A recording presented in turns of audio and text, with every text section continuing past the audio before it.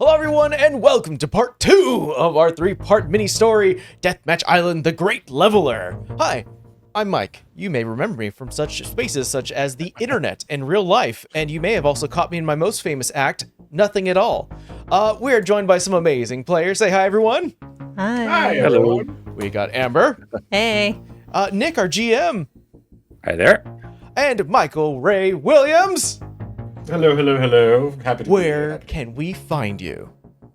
You can find me over on Grimstone Gaming, YouTube, TikTok, Blue Sky, Discord. If you want to come play with us, we're always looking for more people to come play. Hell yeah. Go show them some love.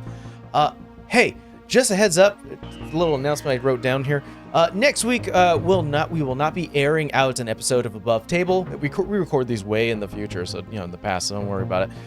We're coming to you from the past. Yeah, we're coming from the past, several months. So yes, next week we will not be airing our episode of Above Table, but instead you'll be seeing the finale of Deathmatch Island here. So we're only doing 3 sessions, so please enjoy. For now, we're going back to the island. But yeah, then we'll have the sound effects. Water horn sound effects, yeah.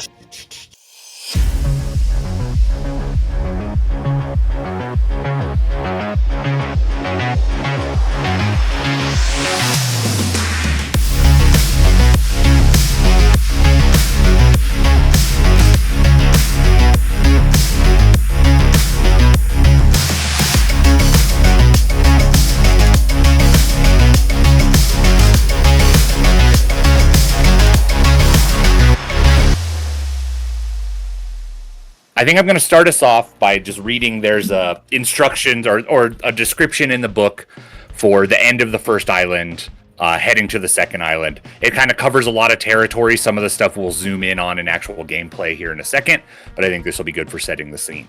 So you guys had just won your confrontation against Gideon and his frenzied alliance that had set a trap at a crashed plane.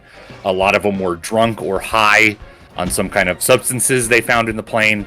It did turn violent, but I think in the end you only killed Gideon.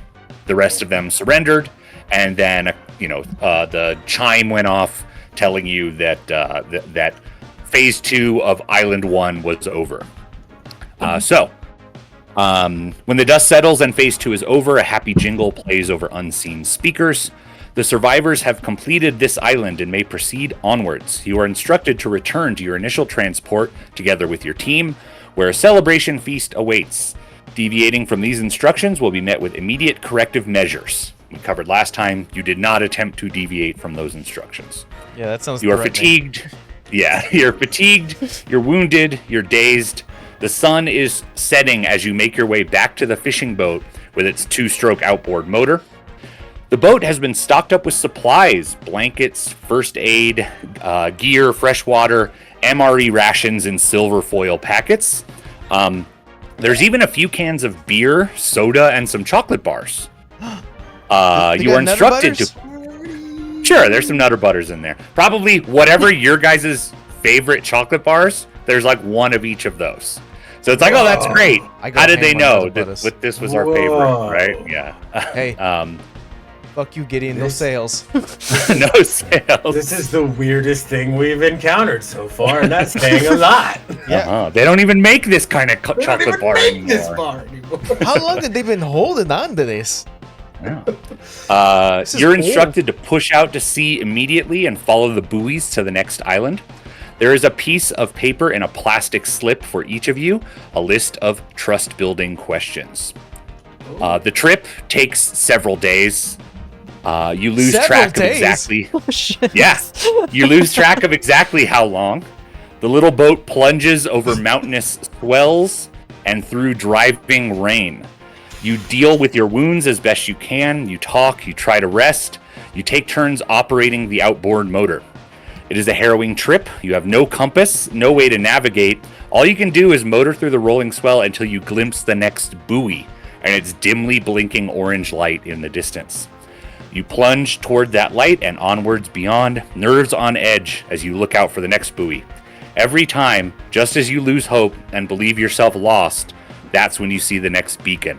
Oh, I hate Eventually, this. yeah, eventually you see the next island on the horizon, and you can try to relax for the remaining hours.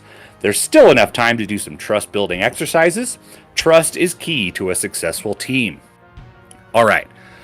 So before we do the basic in-between island stuff, we wanted to remember from last time, Wilder, you're going to be our leader heading into Island 2 because you won the last contest. You were best in the last contest. You're going to be able to advance your name die to D8, which I think you already did. Oh. So that's when you get the full stack of followers, you advance your name die. And as we saw last time, your name die, you always use that. So having that be a D8 rather than a D6 is pretty nice. You also, when you get your first full stack of followers, you get a nickname. Has Wilder decided on their official Deathmatch Island nickname? Yeah, I think that it's just too on the nose, and the branding just really just speaks for itself. Death Guard. Death Guard, all right? Death Guard. You have Death Guard. You can write that in the nickname spot on your sheet. Doesn't have a real in-game effect as of yet, but you know, Death Guard. That's probably what it'll say on the lower third. It'll have it in like quotation marks. Voiceovers might refer to you as Death Guard. You know, Nice. everybody wants a Death nickname. Guard. Yeah. Death Guard. All right. So zooming in, it does take a couple of days. You're traveling through the rain, traveling through open sea. Like you don't see any recognizable landmarks. Making your way, only have the buoys to follow. I have a question for my teammates. Yeah. If I may. I'm sorry to interrupt. No, go for it. Have y'all been on boats before? Like once or twice. Yeah, like for vacation or something. Yeah. Seasickness? Not normally. I'm good. No? Okay, just good. Just making sure.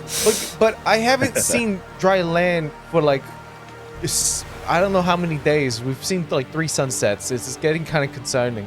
Lose hope or something, and then we'll magically find a buoy. Yeah, it's weird. They're placed exactly hope to hope distance apart. How do they know?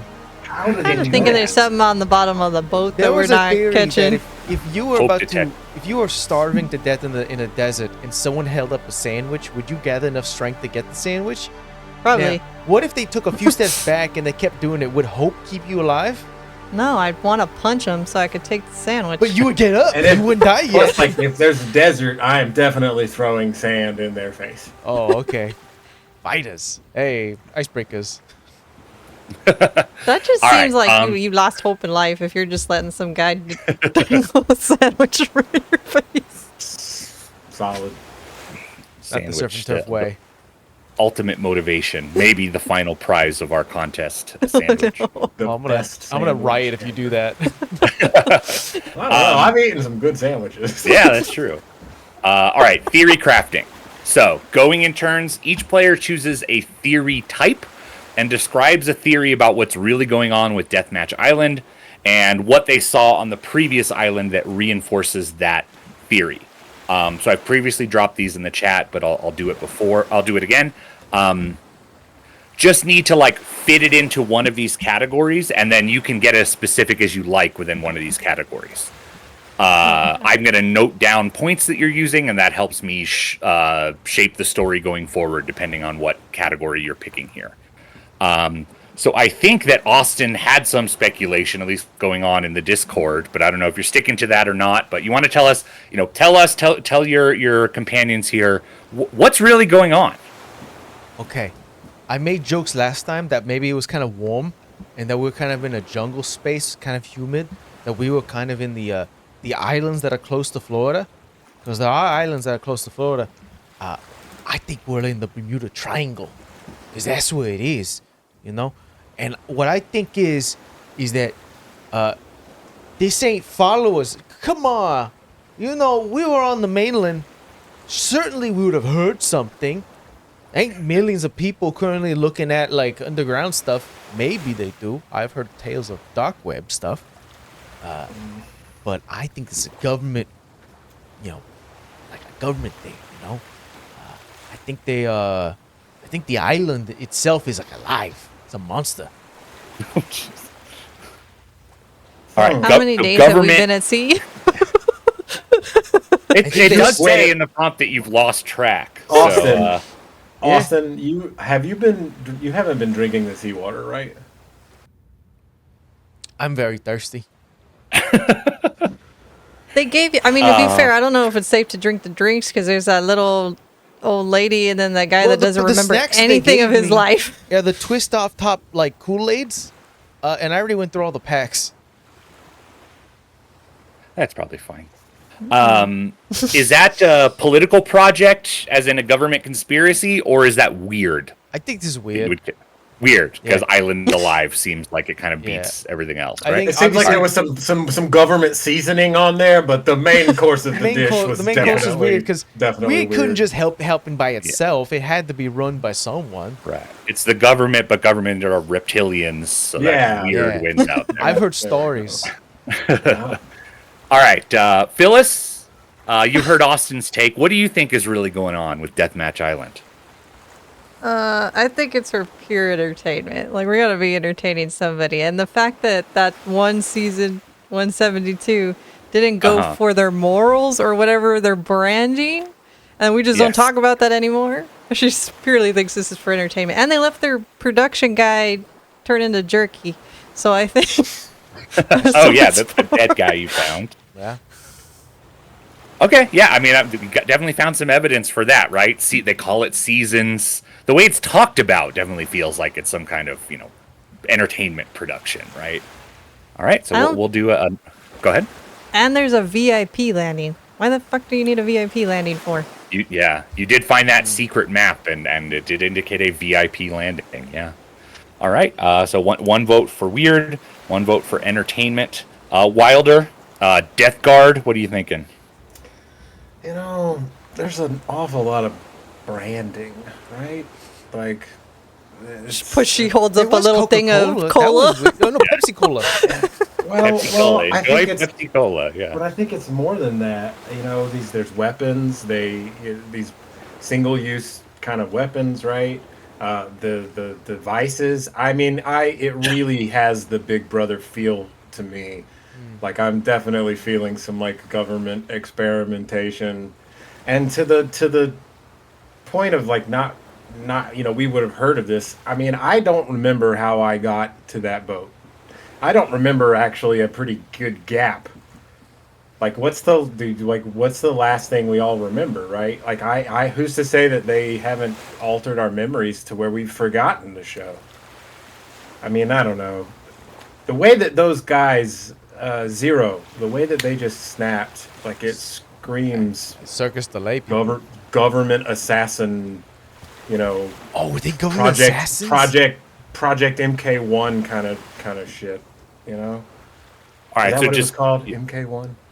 Where they were like MK giving Ultra? Mortal Kombat 1. MK Ultra. yeah, Mortal When they Kombat were- 1. That's that was a Yeah. government experiment. They were giving soldiers like LSD, and anyway. That's the vibe that it just feels. It feels like there's a bigger corporate government hand kind of guiding everything. Gotcha. Sure, Okay, so sure. you're landing on political project then. Yeah. Yeah. Okay.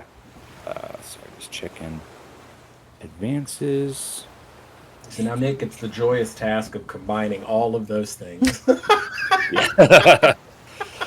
I mean, fortunately, and we can maybe talk about this if we ever have time in the next episode for like post-mortem, but that's part of the game is it is built in exactly what you're supposed to do with people speculating. So I will mark I down. can't wait. We definitely should do a post-mortem. I love right. learning about that part of games. Yeah, it's cool. Okay, so now it is time for jury votes. So we're going to go around in circle again. Acting in turns, players ask the other players, including me, the production player, what jury vote they're giving the competitors and why. You're going to keep track of these. There's a space on your sheet to keep track of these. I'm putting them in the chat. Out brave, which is being like courageous, strong. Outsmart is like cunning or trickery. Out talk, charisma or persuasion. And then outlast, patience, stubbornness, lateral thinking, ruthlessness. All right, let's keep rolling in the circle and go with Austin. Okay, who knows what they want to vote for Austin? We don't need to agree. Oh, Austin's just going to Oh. mark down what we want to give got to it. Austin. Got it. Yeah. Hold on, I need to see where the hell this is on my sheet. Was it? Yeah, it's in the lower left. You're gonna keep track of what votes you get. So in this case, you just Oh. gotta like which You one of gotta, these like, applies label to me. Austin. Am I brave, outsmart, outtalk, or outlast? I think that judging by the way Austin approached pretty much all of the challenges that we faced, Outlast. I did get naked once. Yeah, was that Yeah. was your idea, right? Yeah. Yeah. I'm getting confused because you guys also just got naked in Blades, and that was your solution to the same thing, like a similar Don't even situation. call us out on the, under a home game. Wait a minute. It just Wait a seems minute. odd that you're solving different games like the same solution, but yeah. Sandwich me, nudity. There's some tropes I'm picking up. Yeah, but yeah, I believe that was Austin's idea, so I will also vote Austin Outlast for Yeah, that lateral thinking. Why It's why tenacious, correct what's not tenacious. broken, you know? For sure. Yeah, for sure. Phyllis, are you also going Outlast, or are you voting something else for Austin? No, I think Outlast. I'm Okay. so outlasting right now. All right. For Phyllis, what do we want to vote for Phyllis? Let's see here. I'm thinking outlast for the ruthlessness because she ran someone over with a car. That was a very dramatic moment, Yeah. running somebody over with a car. On the flip side, generally she's wanting to feed people, but that one moment that surprised me. I did ask if Yeah. you wanted me to run over the old lady or not, because Yeah, she you looks did say that. suspicious. Yeah, go ahead. I think the ruthlessness, that's just kind of who Phyllis is. Not necessarily exclusively how she played the game. So my leaning, I think, would be outsmart. Because Outsmart. she was trying to play that sandwich angle pretty much Yeah. at every opportunity. And succeeded. So yeah, I think my vote is for outsmart. All right, and then I'm gonna split it because I'm gonna give you Outtalk because you did it was your idea to offer yeah. cookies, I believe, and Oh, yeah. befriend the Yeah. amnesiacs. See, yeah. I was a toss up. I was like, what these? Yeah. I think they're all totally valid. So I think you got one in Outsmart, one in Outtalk, and one in Outlast, Phyllis. Okay. All right. For Wilder, what are we giving Wilder? I think how brave for me. He's generally pretty brave. Ran in there and killed Gideon. I was gonna think out brave too, because he got the net, and he Oh, was yeah. like he Did a locked lot that of guy that. down. He ran right into the gunfire. They do a lot. Of Yeah, you were the most physically successful. You did the most active violence. So ruthlessness could come into it, but you didn't. You could have chosen to kill everybody else too. Yeah, You didn't do that. You just we all killed Gideon. explicitly hated Gideon. yeah. Yeah. You all decided Gideon needs to go. But I think Outbrave feels right to me for Wilder as well. So I think that's Outbrave. 3 for Outbrave. All right. Okay. Okay, now that's done, each of you get to mark one advance on your sheet. So right above the jury votes, there's a section that says advances. The bottom 3, starting with when you support or bolster, you can ignore those 3. You can't do that one. You can't heal an injury. You can't increase redacted. That needs to happen in the game. You need to find the right thing to be able to do that. You can pick any of those ones on the top.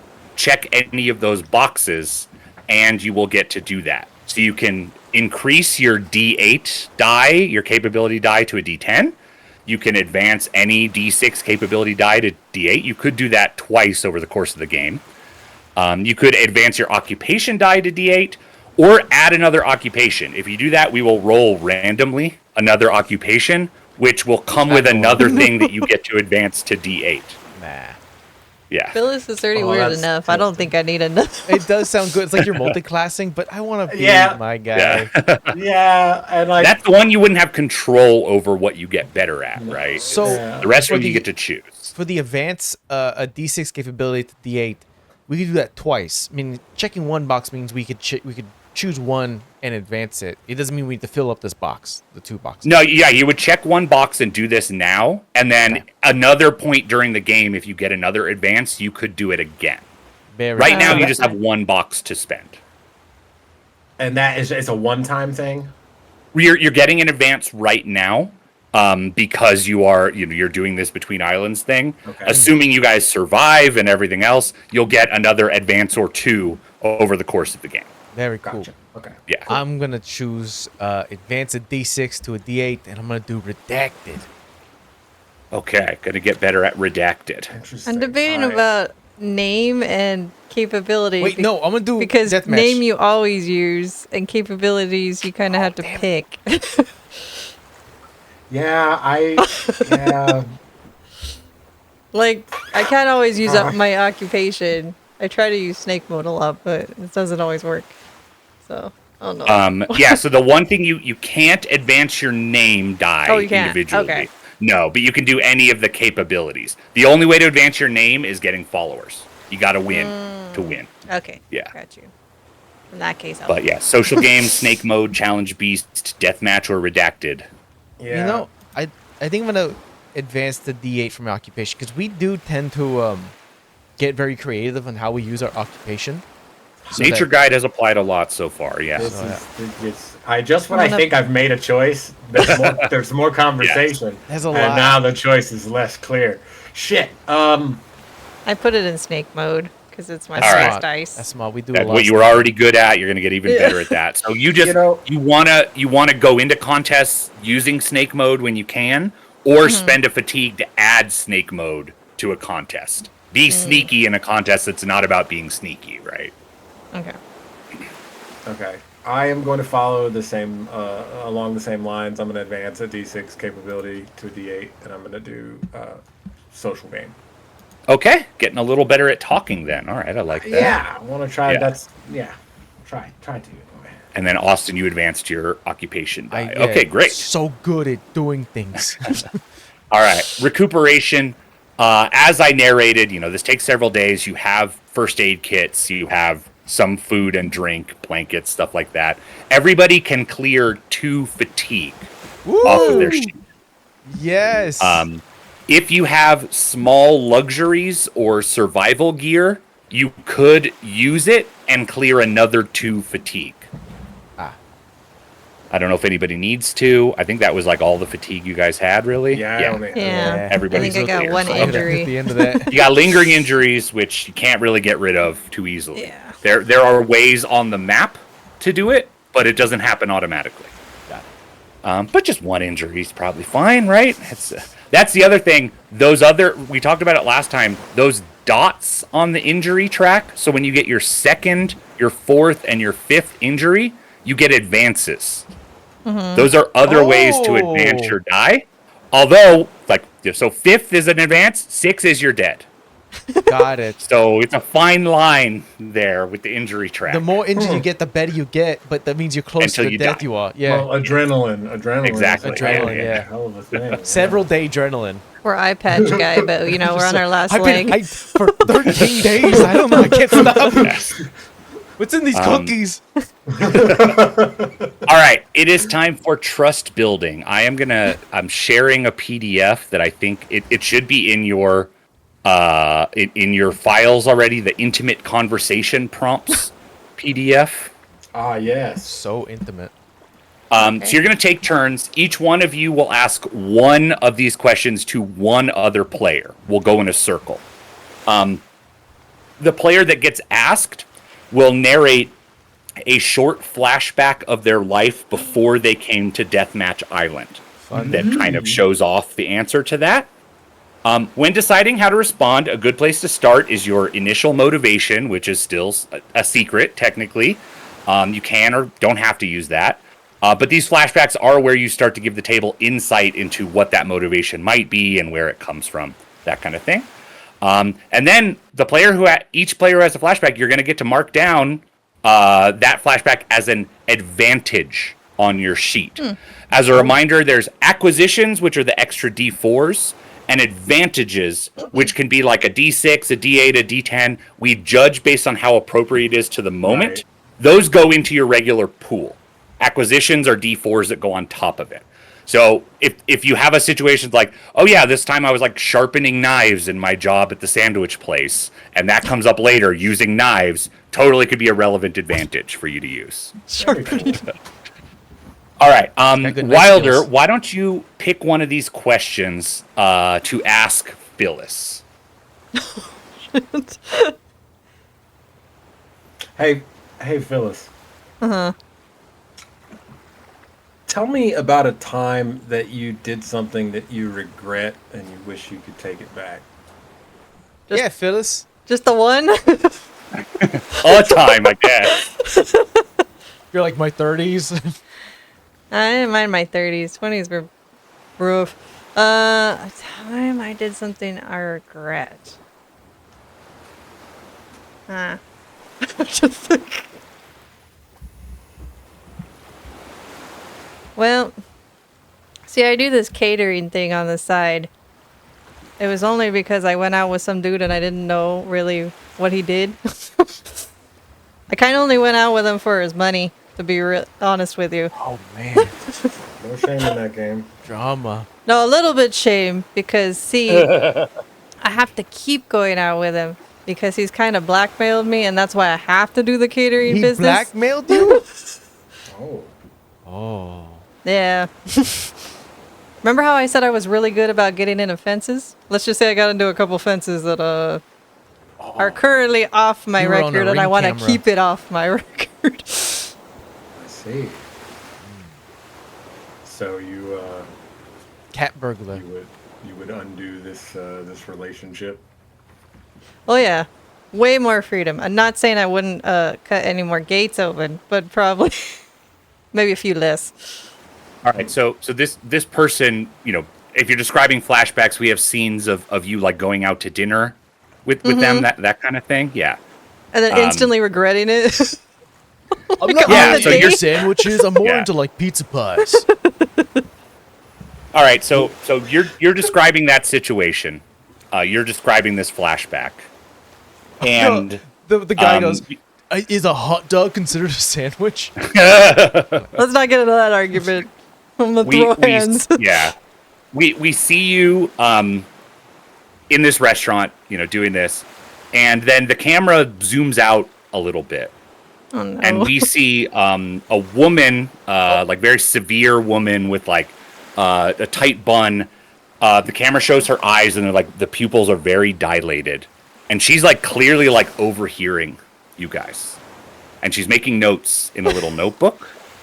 And then at the end of your flashback, we see her close the notebook, and it has the Deathmatch Island logo on the cover of the notebook. I don't like it. I hate it. All right, Phyllis, you can write that down on your sheet that says advantages next to the advances. Write down like, you know, inconvenient partner or whatever. However you would summarize I'm gonna this. put annoying partners. Annoying partner. Yeah. You know how to be annoying if need be. All right, I could Or like, technically act say like you're not blackmail. annoyed. Or maybe you know Yeah. how to keep cool under pressure. I'm gonna say blackmail. Blackmail. All right. Okay, and yeah, that goes in your advantages list. So you remember to bring that up when it's relevant to a contest, and you can add it. We'll discuss what die size it should be based on how appropriate it is. Phyllis, do you want to pick one of those questions to ask Austin? Oh man. Okay. Oh, I like that one. All right, Austin. What?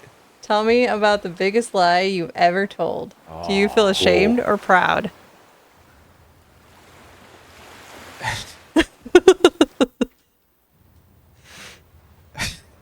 Why are you laughing? That's not good. It must be a good one. I know. I'm trying to think of a good one. I mean, I've told several lies. It says biggest lie you've ever told, and are you ashamed or proud? Well,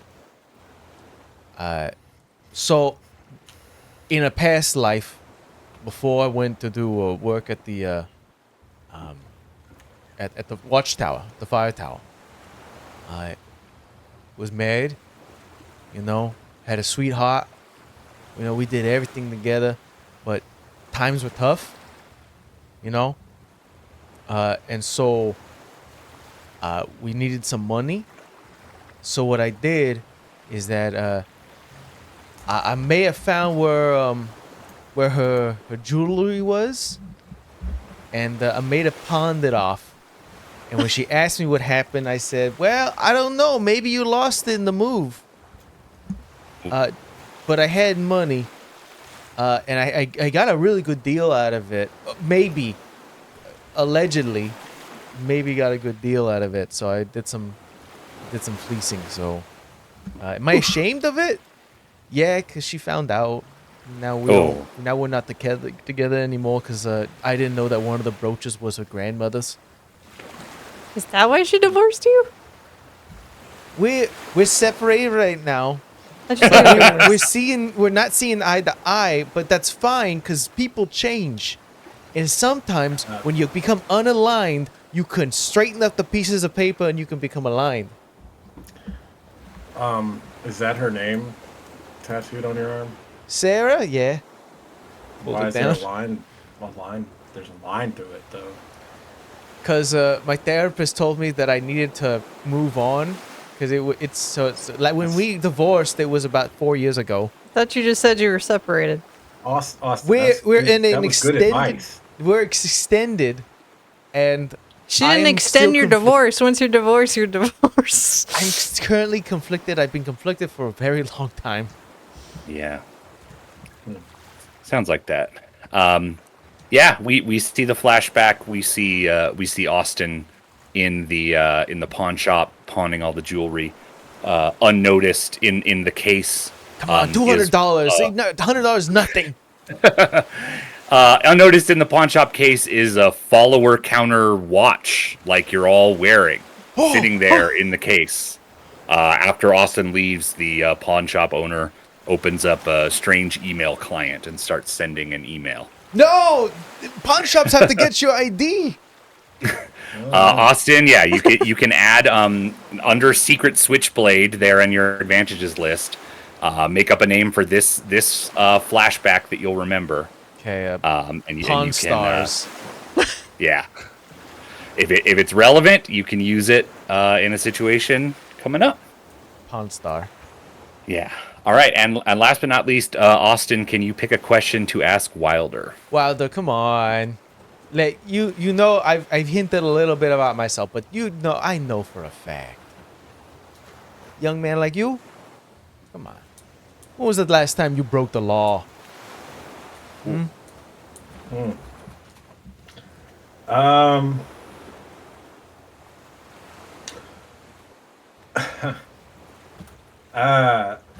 Couple months back, there was this group of surfers that had come up to Astoria training ahead of some big tournament. They were getting a little rowdy down on the beach, close to one of the coves that I used to hang around a lot after work. I heard them. I took the Jeep out. You know, they're young, little, wibbly wobbly. They see the flashing lights. They see the uniform. Oh, yeah. Tend to cowtail to authority pretty easily. So I took all the drugs they had on them, All of them? confiscated. Oh, got it. And I took those back to the lifeguard tower. That was the last time I can think of. Oh, you were holding. Okay. Well, for a little while anyway. Sure. Lifeguard's Nice. stressful, man. Yeah, I'm sure. And so what part does the flashback focus on? Is it like taking... Where did you grab their stash from? Down on the beach. They had it with them on the beach where they were camping.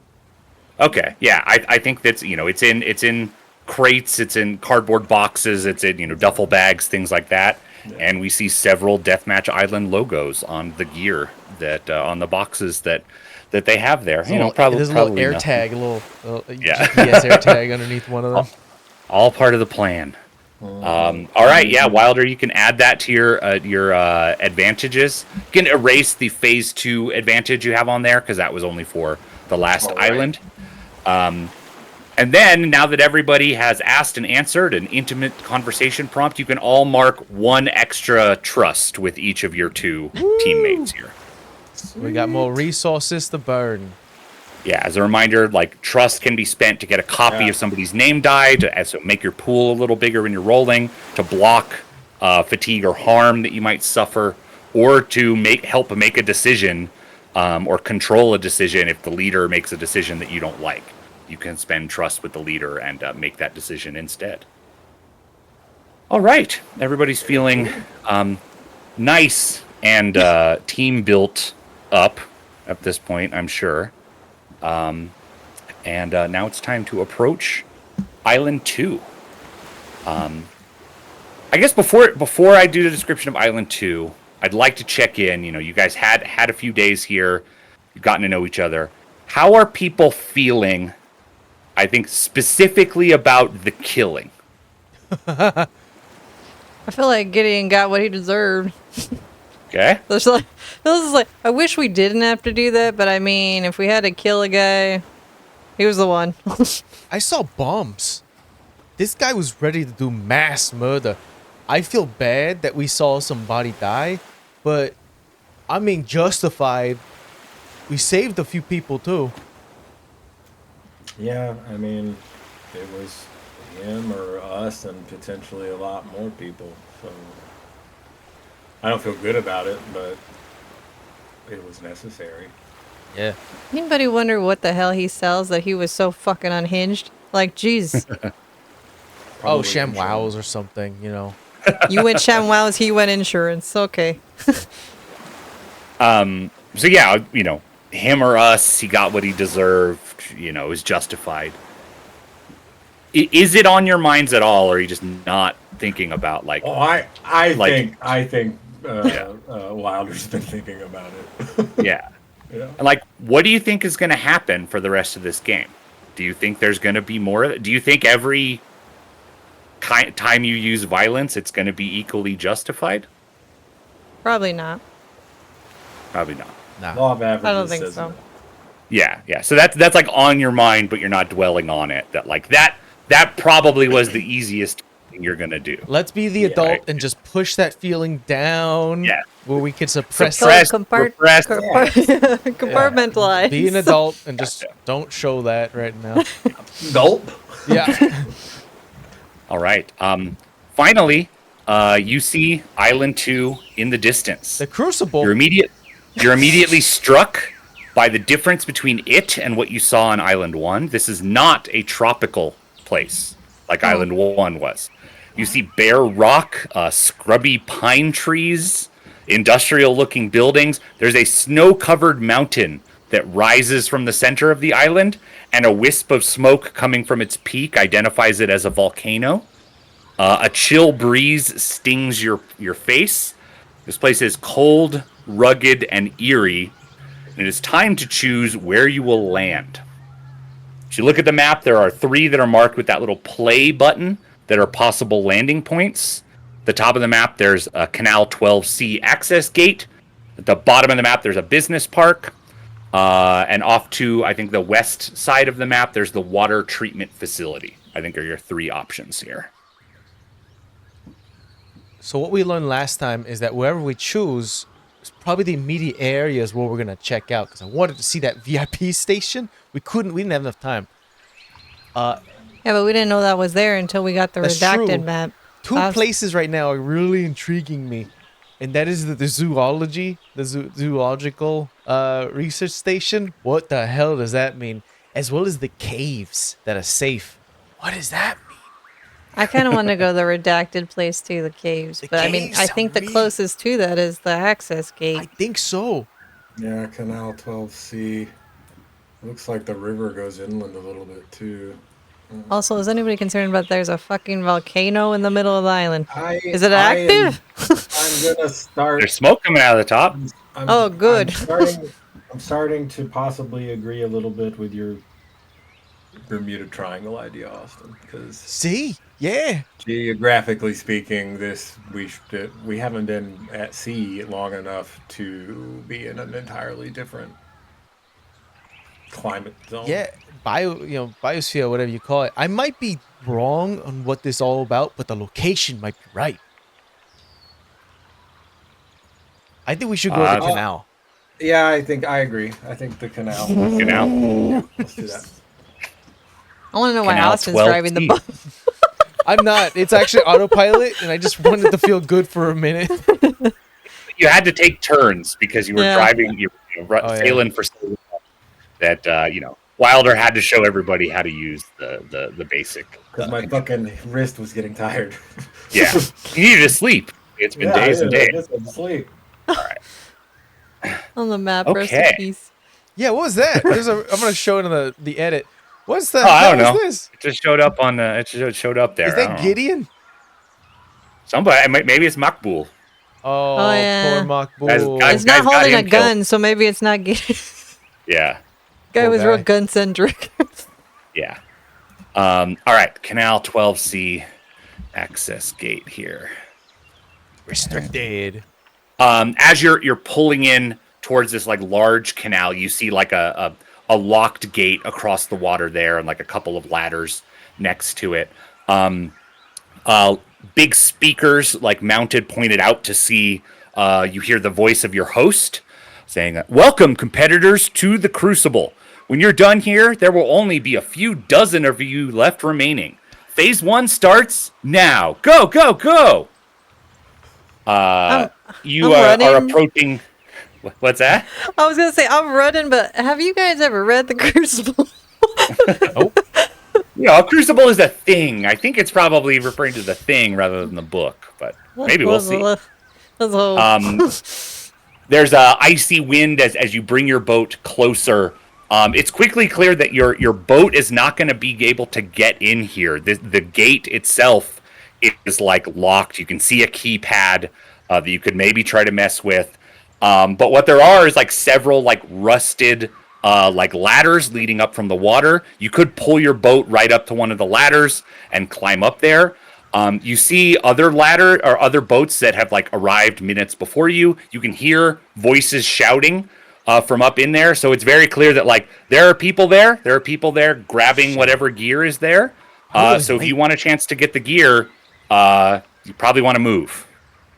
Oh yeah, we'll pull the boat up, tie the boat off, and get we'll rolling. jump onto the ladder. Okay. Who leads the way up the ladder? Is that Wilder as the leader? Yeah, sure. Yeah. Cool. So yeah, you climb up the ladder, the cold, like rusted ladder, kind of like stinging your hands. It's an inhospitable rocky bay, and then these like concrete canals are rising up from it. You like see something out of the corner of your eye as you climb to the top, and then like you do a double take. There's a group of about a half dozen competitors here. You recognize the plum coveralls, and two of them like leap from one concrete like barrier to another, and there's no other word for it. They fly through the air. What the They fuck? leap supernaturally far and fly through the air. You see another one approach a crate and move his hand like this, and the crate comes apart as if by magic, and he's lifting guns and supplies out of it with a wave of his hand. Someone, one of you slap me. It's okay. I give you permission.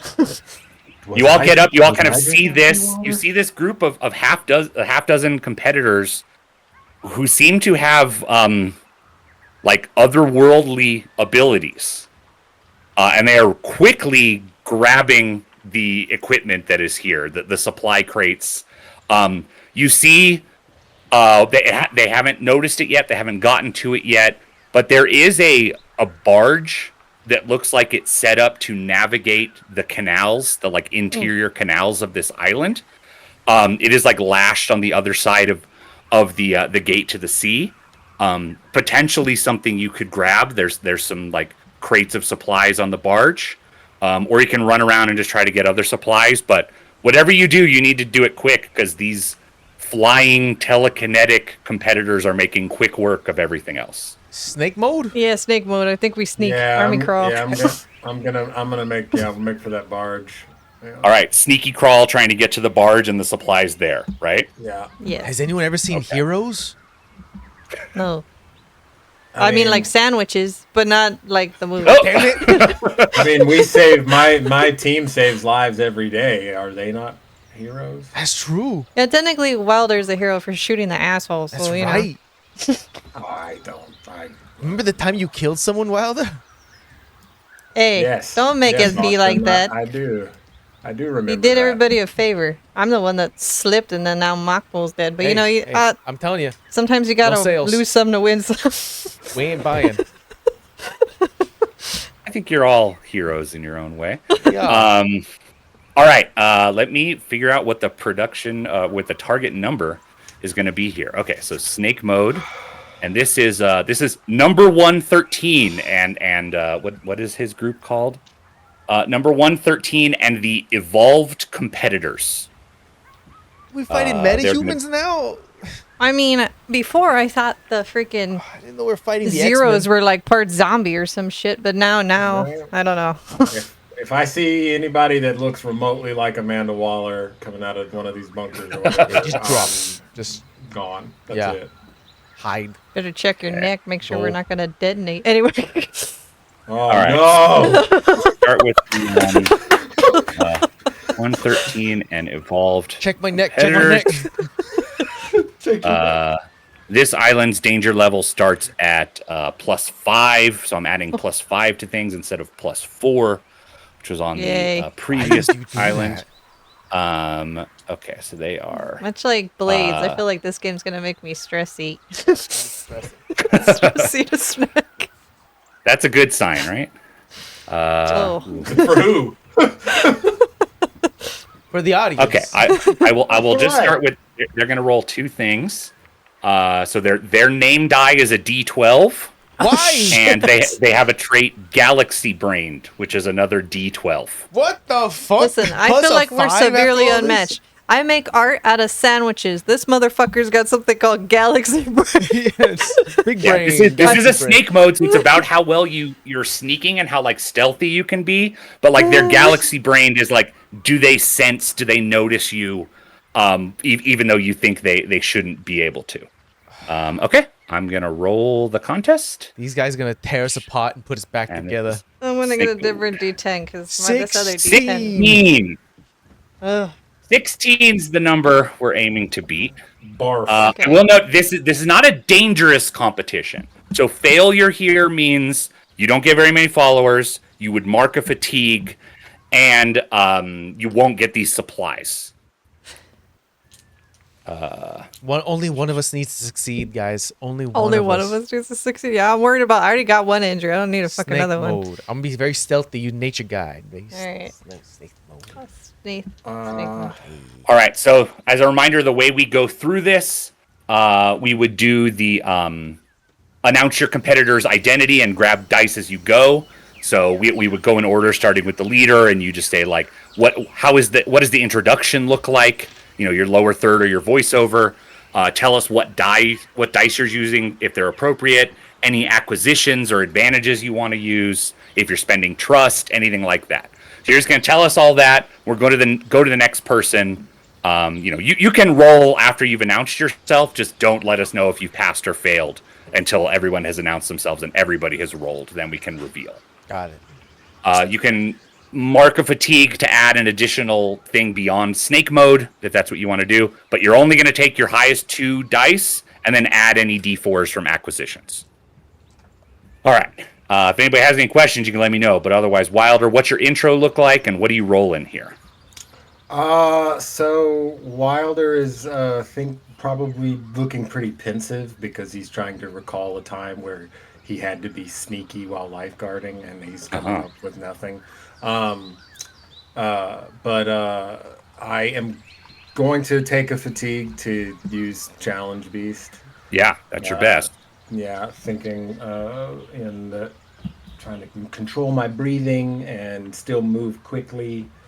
That kind of thing. Yeah. And can you Sneaky and remind me? fast. Can you remind me about the trust spending? If you spend a trust, you can get a copy of another person's name die to add to your pool. Nobody's name die is D8 other than yours, so it would just be either Phyllis or Austin. You'd be getting an extra D6 to add to your pool. Okay, I'm gonna spend one trust from Phyllis because I've been watching her with that snake mode. All right. Well, we'll narrate like how it goes based on success or failure, but just remember that you got that as well. So just to talk through it, your name die, lifeguard not really applying here, but challenge beast, snake mode, and the extra D6, and no acquisitions that you're using or anything at this point. Okay. All right. Let's go to Austin.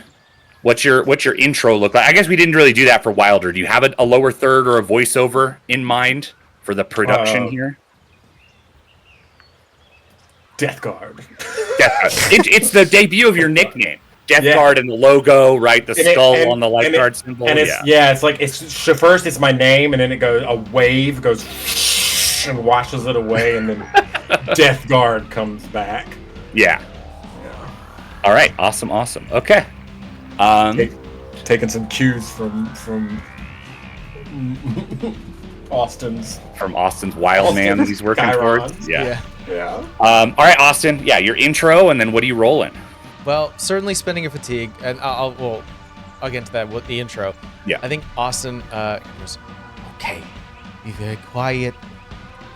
Animals can smell. Downwind, get down real low, and kind of like it's like a spider, just sort of like you can see fingertips just sort of touching the walls and the floor, and just like getting really tiny and small. And then lower thirds goes, he's in animal mode, beast mode, wild man. That's great. Wild man. Yeah, there's a wish. Yeah, there's a spider. And when it moves, what is uncropped is the words wild man when it crawls. Oh, that's great. Yeah. All right, and what is a T wanting to be wild man, not officially designated wild man yet? What are you rolling? Spending a fatigue, so I can use challenge beast. I believe this counts as nature guide, sort of using downwind or trying to like to be quiet around animals. Or what's the shortest and easiest path from here to there? Yeah, because it's like there's like rusted walkways between these cement locks, and like you can hide behind some boxes to try to get to the barge before they spot you and stop you. So I'm basically just rolling 2d8 and a d6 for my name. 2d8 and d6. I mean, with a 16, that's gonna be tough. I just want to say it's gonna be tough to meet 16. You know what? I'm gonna because I don't have anything else to add d4s. I'm not gonna spend it. I'm just going to. I don't think Austin's got this. Yeah. D8. Yeah, I don't think he's got this. The one option you do have, if you just don't think you can do it, you can sit out a contest and provide support, which means you pass a copy of your capability die, so in this case snake mode, to a player you're helping, and you gain, and whoever you're helping gains one trust. Oh no, you gain one trust with whoever you're helping, and you mark one new follower. Okay. So could I spend taking a shot at followers, but you're helping. Can I spend a fatigue and then give my what I would have rolled, which is the challenge beast? So give a D8 to somebody. You can do that if you want to spend a fatigue and support. You can do that. Anyone here using D4s? Like anyone using that to support them? I don't think there's anything we can. I'm not gonna use it yet. I'm giving a D8 to Wilder because he's already got he spent his own fatigue, so we got plenty of D8s to do this. No, that's 3D8. Okay. I'm hoping. So you're getting Wilder's getting help from Phyllis being sneaky and Austin being fast and challenge beast. So if you do succeed, Wilder, we can definitely narrate that. If you fail, I also think it's interesting. All right. So so you're supporting Austin, so you can go ahead and mark one trust with Wilder because you're gaining trust with him, and you can go ahead and mark one new follower box, Austin, because you're not going to win. You're just going to take you're not the star of this show. No. You're just helping, right? That's not how you get followers. So it makes sense. Yes. All right, Phyllis, you're the best at snake mode. What are you doing, and what is the on-screen caption or the narration? What does that look like? think it's a reiteration of what I just said. I'm a fucking sandwich artist and we're out here against Galaxy Brain, and she's like whispering. That's what she said in the She's confessional. already She's like, I'm crawled. just a sandwich artist. And she Yeah, still has yeah. her socials plugged in though. At the bottom Social. of this Gotta have the diagram. socials. Yeah. Like if I survive this, my sandwiches are freaking great. Yeah. Dice wise, 1 for her name, which is a D6. She has a D10 for snake mode. Oh, Yeah. wow. Yeah, 'cause that's the I one she kinda advanced. So, Oh, yeah. wanna right. burn a trust from Wilder since he's going I don't know if you're in the front, but I'm trying to either help you keep low and then following your lead if I can. Yeah. If you So I burn a think trust that's with a- Wilder, you get a copy of his name, which is a D8, because he has gotten that full stack of followers. There you go. So that's a D6, a D10, a D8. I don't want to burn an acquisition only because this one doesn't have as negative consequences versus being up You're against not- somebody yeah. that might be shooting us. That's Right, This is right. the first one. This is the first Yeah. challenge. Yeah. Yeah. Don't want to burn it out yet. Yeah. So I think that's it. A D10, a D6, and a D8. Okay. I mean, 16 is a rough number to try Yeah. to beat for basically anybody. But if everybody has their pool, you can all go ahead and roll. And then let's talk about what happened. Austin's not rolling. Good luck. That's a lot of dice. That's not That's a lot of dice. At least they're loud, whatever they Okay. are. And we I take got a 9 highest on my two. D10. The highest two. What's that? I said I got a 9 on my D10, but I rolled a 2, so now I gotta roll the D8. Ah! No. I'm holding my breath right now. Just close my eyes. That's- I don't want to look. Okay. Oh, wait. 9 plus 7 is 16. I can't math. 16. I got a 15. So I thought I got a 16, and I thought I got lower, and I was like, wait, 9 plus 7 is 16. Oh, shit. Okay, There goes so Phyllis. quick confessional narrations go through here, starting with Austin. What does it look like? You're specifically helping Wilder. How are you helping him with Challenge Beast? What does it look like you're doing? Okay. You gotta act like a spider or a snake in the grass. There you go. We're moving fast and furious. Yeah, there you go. Move around. Whoa, what the? I see Phyllis. Just army grunt. Oh shit! Do what she's doing. Do what she's doing. Do what she's doing. Great. Oh my Okay, God. and yeah, I do think you guys are going.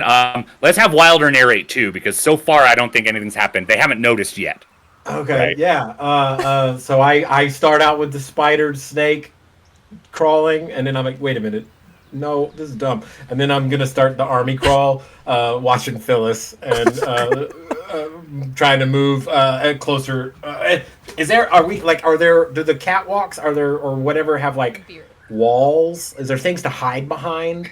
There's probably random boxes, pieces Yeah. of metal. It's not all of it, but you can crawl from one to another and try to. It's like stealth mode in a video game, right? Okay. Oh, they're looking. I got to be behind an object. Oh when they're yeah, looking. watch for Yeah. their field of vision. Yeah. Yeah. Yeah. Then I think you're doing that. It seems like it's promising. And then number 113, who seems to be their leader here, you see his eyes kind of glow like a rosy orangish color, and he turns and looks directly at you.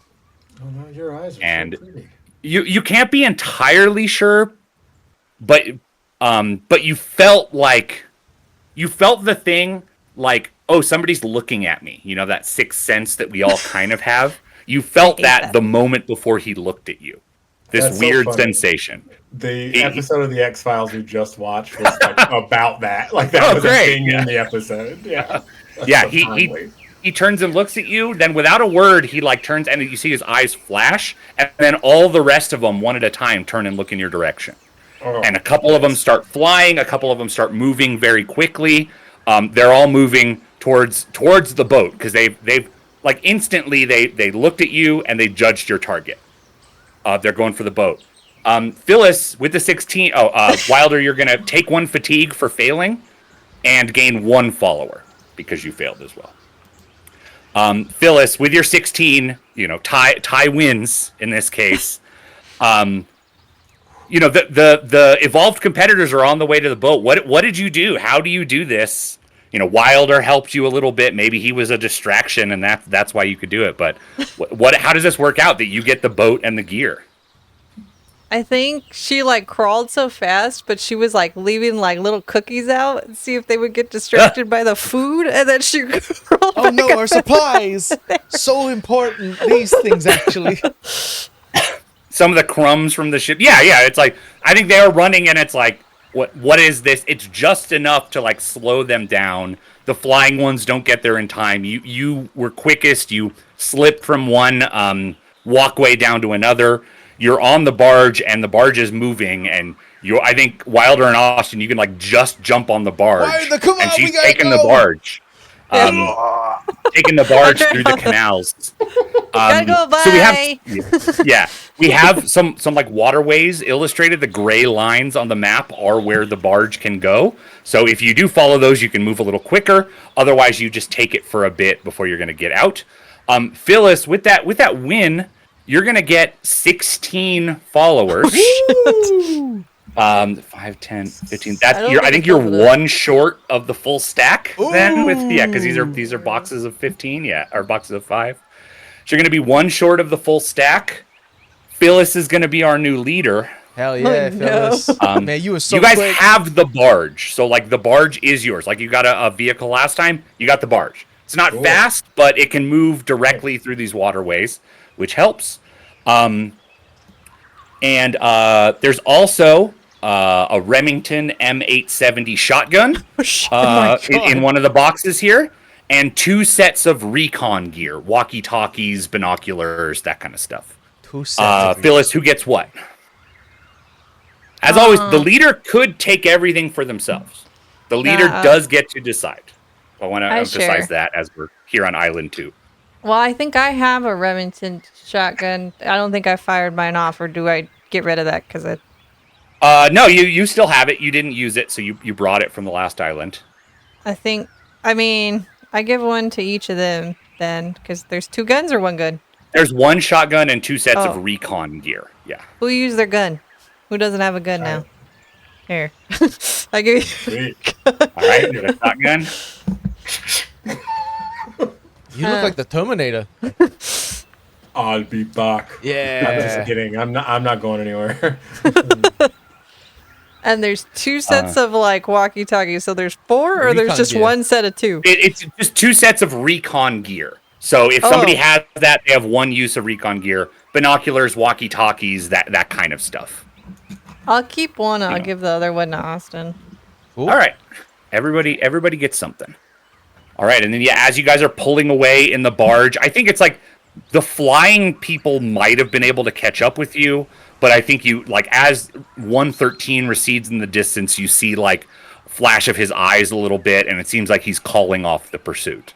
And they, like, your last thing as the barge, like, goes around a canal corner is all of them looking your way with glowing eyes. What the fuck was All that? of the evolved competitors. I think my skill set is finding the vehicles in these islands. I think that's what that is. Good at that so far, yeah. Do we have access to this map in game? Yes. I think there are copies of this map around. There's one on the barge. In fact, I think as you're like digging out a copy of this map under, the Island 2 map, as you're digging out a copy of this map from under like the steering wheel and like the cabin of this barge, Phyllis, you were the one who was here first. You pull the map out to unfold it, and you see like a blinking red light under the steering wheel, and it is a hidden camera that looks like it's recording what's going on this ship. I flip it off, and then I go, psst. What? Oh shit! There's a blinking light, like the eyes. Anybody? Can we? Oh, I don't know if Maybe I the should. cyborgs. Let's say wouldn't be surprised we got frickin' aliens now that we got that going on. But I kind of almost want to like strip the wires out, but I feel like bad things happen when we do that. Yeah, I don't know about this place. I just want to make sure that I wasn't drinking seawater. Those people were like flying and shit, right? No, you didn't see anything. No, I thought I got my head hit too hard, but apparently not. There's a facility on the map, mental acuity testing area. Let's see here. Are they? Am I blind? Oh, I do see it. are they making those people like that here? Do we think? Well, do we want to go there? That means we have to go towards the volcano, head to the reactor facility, and get to the mental testing. Or do we want to be safe and go to the quarry and go to the caves, which is marked safe? I vote caves only because if there's more of them in there, I don't know what we're necessarily going to do about it. I mean, if we go to the caves, maybe we find something there to do something about it. There's one more island after this. Wait, I don't know this in character. I don't know if there's any don't more know that. islands after this. Yeah. Well, they keep leveling up, so to speak, because before we didn't have to. Before I thought. First we fought a sales associate, and now we're fighting X-Men. Before I just thought, Zeros did like maybe way too much meth or something. But Yeah. now we have a floating guy with red eyes. So Oh. if you want to head towards the caves, it sounds like your choice is between the quarry and the volcano. If you note, the quarry has like an eyeball, which is just like a point of interest.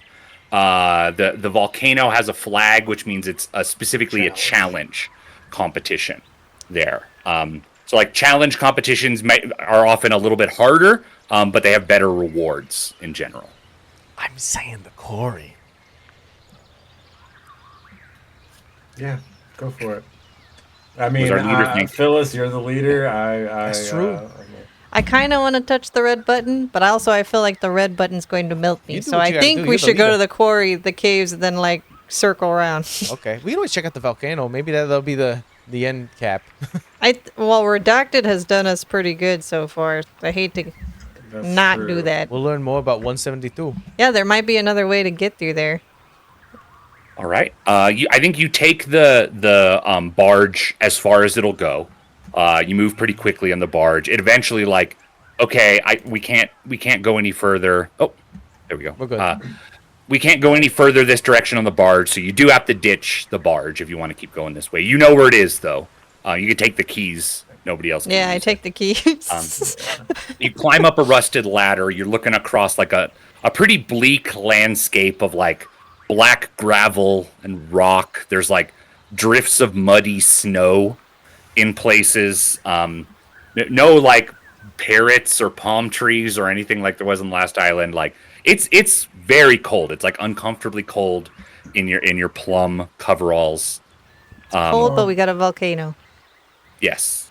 Is it clear? Like, are there signs of like machinery or tools or is this was this a functioning quarry? Yeah. As you approach the quarry, you see it's it's a deep pit cut into like rugged, barren hills. Huge steps of like rectangular stone where have been carved out.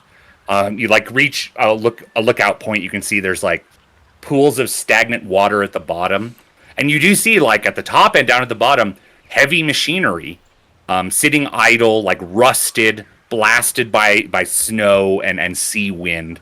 But yeah, work was done here. There's in the stinging cold breeze, there's like overhead cables and wires that are like groaning in the wind. You're looking down the quarry. You're like, all right, what goes on here? I think you do start to see like some places you could look for equipment. And then you like from off to the side, you do hear the sound of like a shower of gravel, a bunch of gravel moving, and you turn around and you see you see 5 people in plum jumpsuits. I think a couple of them do have weapons, but I think that they are like holding up their hands like they're not looking to immediately kill you. They come a little closer. You could see that like several of them are limping, some are holding their stomachs, some are holding their heads. You recognize this is the remnants of Gideon's group, Gideon's frenzied alliance. And I think, I don't know what your guys' experience with like alcohol and drugs have been in your past lives, but these people are like badly suffering from the effects of overindulging on the last island. Party too hard. Without Gideon, the woman who seems to be leading the group, she's like a tall woman with cold eyes. She does have like a pipe, but she has it down. She's not like menacing you with it. She says, we'd like to talk. You know, bread would have fixed that nasty ass hangover you got. That's true, actually. Bacon actually would do you good. Yeah, BLT, fix you right up. Oh yeah. She said, "Do you allow her to come closer?" Yeah, what do you want to talk about? Hey, everyone, put your hands up. I want to make sure none of you doing something like, Yeah, you know, no offense, sneaky. your leader was a real Oh, yeah. asshat. You followed along with an asshole. I am not like brandishing it in a threatening manner, but Yeah. I'm very obviously holding the shotgun Holding in our a shotguns Yeah. up. in a manner that says, "Hey, I've got a shotgun." Yeah. Yeah, I think Aspen and the others, like, they do, like, you know, they don't put their weapons down, but they, like, put their hands up, or they're making non-threatening gestures. Put their They hands still do outnumber you. And, like, if a fight did break out, you know, people would get hurt. It's unclear how it would play out. Aspen, like, winces a little bit as you guys are talking, and she's like, all right, just a little bit quieter. I mean, not just because of us, but we got Did you here run a into the little bit ago. psychopaths with the eyes? No, there's a group. We talked to them on the last island. They didn't remember anything, they said. Yeah. And then, like, but we found them here, and, like, they just attacked us. Like, we ran off. We barely managed to escape. We went through some tunnels, but, like, can we, like, let's hide. Help us find a good hiding place here. You know, we won't fight each other. We can split the gear we find. But like, they're ready to kill. Like, they're not saying anything. They're in murder mode already. Serious I don't think crime. that's how the game's supposed to be, but they don't seem to care. White hair.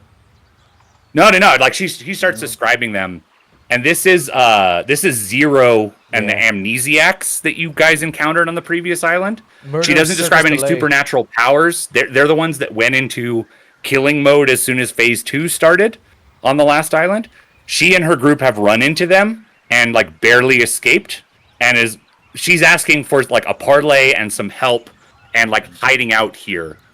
Where did you run into them? I think she does gesture, like, back towards the access gate, the canals. Like, they must have gotten here in, like, a phase ahead of you. Oh, got it. They didn't have the barge, so they encountered them near there. They took some tunnels and escaped barely here, but, like, they're clearly, like, they're looking around. That's partly why they have their weapons out. They seem, like, spooked. Yeah. Okay. Yeah, Those guys were well- in murder mode since the last island. They're probably still in murder mode. until the bell goes off or whatever. Well, they may still be in it. We may don't die know. too. They're testing. Yeah, they didn't remember anything. They don't seem human. But, like, come on, can we like make a deal here? Wait till you see the Yeah. ones with the wings and the Yeah, we could make a telekinetic deal. stuff. Yeah, we'll make a deal. What? I'd rather we don't. You know what? Don't ask questions that we're not prepared for the answers. Yeah, for. we don't have answers. Yeah. We will absolutely. I mean, if Austin, Phyllis, if you agree, Yeah, I'm Phyllis gets to make the help. call, but Yeah, if y'all. Yeah, I agree, I'm- but I'm- any of y'all pull some bullshit, you're gonna get a bullet in your head. There you go. There you go. so this type of contest would be a social game, I think, unless you're gonna do something sneaky to them, and then Phyllis, you could decide if your approach is snake mode. But are you making an honest deal with these people and, like, teaming up to hide and split the gear, or are you trying to get the better of this situation in a sneaky way? Oh. No, I think she. I mean, unless the group wants to say otherwise. You're the talk leader, about it? so you Yeah, get you to are the decide. Yeah, you want to talk about? Unless somebody spends trust, but No, I'm in favor of being a decent person. Yeah. All right. She's okay For with it. now. She's just Yeah, we'll be nobody okay. be sus about it. okay. Then I am going to roll. So this is going to be a social game, so you guys can start considering what's going to play. So it's just about, like, you guys having this conversation. I think you guys maybe, like, pair off with some of this group, and the point is, like, let's search the quarry. Let's all pool what we find. We'll split it. And let's find a good place to hide. Let's wait a little bit in case the amnesiacs come rolling through here. They won't find us. That's the goal in this situation. Okay, so let me do the roll. In this case, it will be. I'm just gonna the frenzied Alliance is still what they're called, even though they're all like. And they're not a lot. They're not frenzied at all. More like the anymore. hungover alliance right now. Yeah, the strung out is one of them. But yeah, I for this you're not fighting them, so most of their traits don't apply. So I'm just gonna roll a D10 for them, which is their name. Their name is a D10 die. Damn. So I'm doing that. I'm adding the +5 for this island. We're gonna set the number. Social game. 9. Okay. Doesn't seem like the hardest thing in the world to do a 9. So I mean, I think at this point it's like there's a good opportunity to earn followers potentially. Yeah. Show off for the cameras, which do seem to be around here. Let's start with the leader, Phyllis. Any special intros or lower thirds, and what are you rolling? I think she goes on, continue like a voiceover of her explaining how a BLT helps a hangover, and like adding greasy food to the sandwich would help them with their hangover, and like how to pregame successfully. I don't know. I guess I could add sandwich artist to that. I think so. I think sandwich artist in a social game is the exact right time. You make customers happy. You leave people feeling like satisfied and impressed and all that. Yeah, I think that totally makes sense. Yeah, I think you're pairing off with Aspen, which seems to be the leader of the group. And yeah, so this is a role if you're comforting her. Like these guys are maybe potential allies later in the game if that's what you're looking for here. I think how this goes will determine that. But no, not spending any trust or using any acquisitions here, right? No, I don't, at least not yet. I think I'm going to keep them. So there's my name dice, Okay. there's the sandwich artist, and then what do I apply? Social game? Social game? Yeah, so that'd be 3d6. Yeah. 3d6 to beat a 9. I mean, it's not an easy roll to beat a 9 with the highest of 3d6, but it's a chance. I'll wait. I'll wait to roll till they're All right. dead. Yeah. Okay, Wilder, you got second best last time. Any particular intro you get here, and then what are you rolling? So I think this might be an opportunity where the lifeguarding instincts kind of come back into play, scouting this area. Obviously, like using some athleticism to climb around and look for good places to hide. Yeah.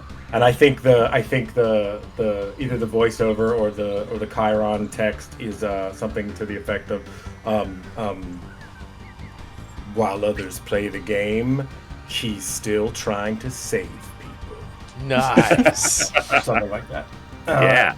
So I'm thinking name. I feel like the occupation having some sense of making people comfortable for sure. Yeah. and then I bumped my social game up to a D8. Oh, you did? Yeah. So, Okay, so D8, and D6. That seems like pretty good odds for you. Okay. And then Austin, wild man. Yeah. What are we seeing? You see Austin kind of get down low, and he's like, "We're gonna look for supplies now, okay?" Phyllis, she said she could smell bread from a mile away. We're gonna see if we can smell food from a mile away. And he starts to move around like a dog, just moving around, finding things. I think it's less of that and more like he sees like twigs that have been broken. He's like, "Crew's been here," and he kind of moves in that direction. So hopefully that makes use of the nature guide. So a D8 for nature guide, a D6 for the social, and then I'm gonna spend a trust with Wilder to utilize his face die, which is or his name die, excuse me, to do another D8. Yeah, I like all that. I think that totally makes sense. So yeah, for win or lose, just narrate how Wilder helped you when we get to that point. But yeah, everybody can roll. Woo! Sweet. 10. All right, we got a 10. 16. Damn, I did not. 16. Whoa! 16. 2 8s. Austin, What was that, coming Phyllis? in What did hot. Phyllis get? I got a 7. A 7. A failure If from that Phyllis. other D6 was a little higher, would have done it, but nope. Everyone watching at home, is the first time I've been the top. Yeah, I know. All right, There's an Phyllis- irony there. There's an irony there. 'Cause the character art, with the David Arquette. That game is called The Quarry. Oh, Oh, wow. fits in. Yeah. There's something timely about that. So meta. All right, Yeah. Phyllis, what goes wrong? Why doesn't this work? You should be good at this. I think I'm trying to quiet Aspen from throwing up because they're all hung Yeah. over. And she is Like, can too you- loud, and I'm just like, shh. Yeah. Stop talking about sandwiches. Yeah, it's making her a little The nauseated. mozzarella, the unfortunately. real melting, Yeah. it just sort of drips. She's like, It would "Ugh." help. It really would. You know how Jersey Mike smells? Can you imagine that right now? Okay, that's bad. Don't use that as a Grease is comparison. actually good for a The for a grease is hangover. good for you. Yeah, the So grease is Phyllis, good. mark a fatigue for failing. You're kind of bummed. You failed. You also mark one follower, which fills up your track. Oh, Yeah. Even with this loss, you get That's- to mark that 400K, Let's go. that 400K Okay. box. Clear your follower track. Your name goes up to D8, and you can think of a nickname, or there's a random table if you want me to just use that at some point. okay. But you can be doing that while we go to Wilder. Wilder, you did pretty well. How does this go? What do we see? I think hiking around the quarry is probably reminiscent of like even scouting around some of the cliff faces in Astoria where he's from. So he finds a nice little like alcove, one of those cutouts towards the top, but not all the way at the top that they can like safely get into. Yeah. I think you go in there, you hide out, you find it. All right, let's go tell the others. Seems like a secure place. Yeah. Let's spend like 15 minutes, hiding out here. Your boot crunches on some glass underfoot. You look down, and what it seems like you just stepped on, it was already broken, but like a glass tube, kind of like a large test tube. And in it is a slip of paper that just says number 113. Oh, Do you have like that? creepy guy. Okay. That is the number of the creepy guy. Yeah, glowing eyes, dude. This guy was Yeah. he was born in a test tube. Wilder, you do get 5 followers. It's half rounded up, right? I believe that's what we did last time. Yeah. I Yeah, think it that is. is Yeah, that is it is. correct. Okay, yeah, half rounded up. Austin, you kicked butt. You want to show us like why? What is it that you did that was like so perfect here? Let's see. Some of the trees here growing out from the edges of the quarry. See some machinery around. That over there has been disturbed a lot. Let's check underneath the rocks. Starts to rush over there, pulling things. Help me out! And there's a chest or whatever we want to describe whatever Yeah. I find. But an instinct kicks in. I think like nature guide definitely helps here, and like, all right, how do I navigate this? Where are the safe places to be? I want to journey with people safely, Yeah. which is the essential like nature Watch your guide feet. thing. Oi! Ooh! I know how I helped because I was up How'd you help? higher. Yeah. I could point, say, oh, Yeah. follow that path over there. No, Right. not that one. That one. You got it! What are you Oi, doing? That's crazy. Yeah. everyone, pay attention to him. We're moving this way. Woo. Did you already mark your 9 followers? Nope. Or are you getting 9 followers now? All right, that's gonna up your name die as well and give you your nickname. 5, 6, 7, 8. Do I get one? Yep, you'll have left one rolling over. Okay. Just gonna clear these, and then got it. Good to go. All right. Let me drop in the chat here. All right, so you guys do get along well with them. Other than like Aspen feeling kind of sick, the rest of them have a good they're safe. I think you guys, as you like are hiding, you are finding you're quietly dividing up the gear. I think somebody you have one of the Frenzied Alliance you have appointed as a lookout does go like and makes a sound. It's like they're up there. They're up there. And I think like some of you get to like places to look out from like the quarry tunnels and stuff, and you do see you recognize Zero and some of those other like acrobatic members of the amnesiac group moving like silently again, like moving like a school of fish, like turning directions. look, I think they're like seeing boot prints that the Frenzied Alliance left and like trying to follow them, but then it goes into gravel around the quarry and they lose them. Not talking, just like moving in unison, like a school of fish or pack of wolves. You guys like hide for a bit, and then they do move on. They head on. They do leave the quarry behind. But yeah, it is clear that the Amnesiacs were hunting down this group, and I think that the group is grateful to you. That the Frenzied Alliance is does consider you guys trustworthy friends. Trust after this. You're saying trust? Yeah, do we get trust? Yeah, I mean you can mark. I think you can all mark one trust. Put it with Aspen because she's the leader. Aspen. So one trust with Aspen. Even you, Phyllis. Even though you can call upon Pat her on the Aspen back. in a situation that makes sense. Aspen. Hopefully, Zero and his friends will run into the Super superhumans. squad. Yeah, That'd be nice. Maybe they'll take each other. the ones and the zeros, the Yeah. binary crew are fighting each other. Wilder, do you tell anybody about the glass thing you stepped on and the slip of paper?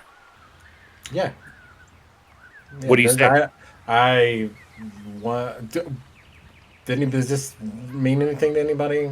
Number That was 117, it was in a- Crazy it was Eyes in a- Yeah, number Yeah, the little name tag said the ones. 113. It was in a test tube. Maybe he got superpowers from drinking the test tube. Or he was made in a test tube. It's a test tube, baby. You know, Austin, your theory is starting to sound a lot more plausible now. But, I mean, I still think it's somewhat for entertainment because there's cameras everywhere. Somebody's got to be watching it. I don't think it's I the want to general see how public. well their government things are doing. The military-industrial complex would definitely have its fingers in the entertainment pie. I mean, what better way to fund your Black Ops, secret bullshit than with a spectacle like this? It's a way to subvert, human testing laws. It's a way to subvert OSHA. I don't know. I'm stressed out. Maybe we're on international waters, so it doesn't all technically affect anything. That is a thing. Yeah, actually. The Bermuda Triangle is actually owned by the aliens and the lizard folk. Or, this is how they get investors. They show it to, Triangle. crazy people, and then they invest. What if whoever wins, they get enrolled in whatever this super squad shit is? Could we get superpowers? I mean, I don't want to live here. I don't think I want to. I don't think I mean, yes, that would be super cool. Yeah. But I don't think that this is how I want to go about it. That part. I want to be super loved. I don't want to be that old lady on the island. Magda? Yeah. Yeah, she seems somewhat okay-ish. I'll move this here. I really Austin, want to know. Go ahead. sorry, go ahead. I was gonna say I was just gonna keep harping about it. I really want to know what the hell happened at season 172 that they just did not like. We don't talk about it, and it didn't meet their standards or their message. I was like, what message are you trying to convey? Yeah. Well, maybe we'll find some more clues from that season when we get to the caves. Yeah. Yeah. I mean, don't worry about it. I mean, yeah, we don't. Yeah. Yeah. I think Aspen, once the guys move on, they take some of the gear and they're like, all right, we should split up, get more supplies, but yeah, let's I hope we don't end up having to kill each other. Thanks. And her group is moving on. We didn't see you and you didn't see us. Yeah. We gotta go. Exactly. Yeah. Good luck. They leave. Sorry Gideon was such an asshole, but yeah. Yeah, me too. Yeah. So Austin, you have to divide two semi-auto pistols, P99 semi-auto pistols. I put it in the chat and Discord. Two climbing gear, and one of the bulldozers, as in your search, is still functional. It's up on the top of the quarry. It is rusted. It is slow. But what this is if you guys want, when you get to the final stages of phase 2, if you orchestrate a showdown here at the quarry, the bulldozer and one of you has the keys, the bulldozer could be an advantage die. Okay. If you decide to have a showdown here at the quarry. Cool. Because you could potentially use the bulldozer. You're not going to run someone over. It doesn't go that fast. So you'd have to think how else you would use it. But, one working bulldozer. I got ideas. Yeah. Austin, who's getting what from the gear? Who doesn't have a pistol yet? I have a shotgun still. I don't have a pistol. You don't have a pistol? Do you have I a have a pistol, Wilder? shotgun. I don't. You I know, have all right. shotgun. I'm gonna give both of them one of the pistols. Okay. And for the climbing gear,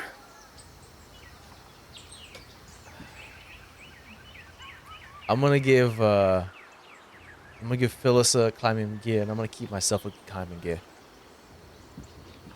I am oddly swift. About climbing. Well, the reason why I'm giving it to you are I swift can- and quiet, I mean- but then again, both me and Wilder fairly. I think you could use Yeah. the upper. You know, I'm just saying. No, I'm just saying. I can lift, but I appreciate it. Cool. are we moving on to the caves? Let's go. Okay. We're going to the go. caves. No, we're going back to the superhumans. Yeah, let's go. I think it's probably fine now, right? I think. They probably don't have superpowers anymore. Yeah, Yeah. it probably ran out. Temporary.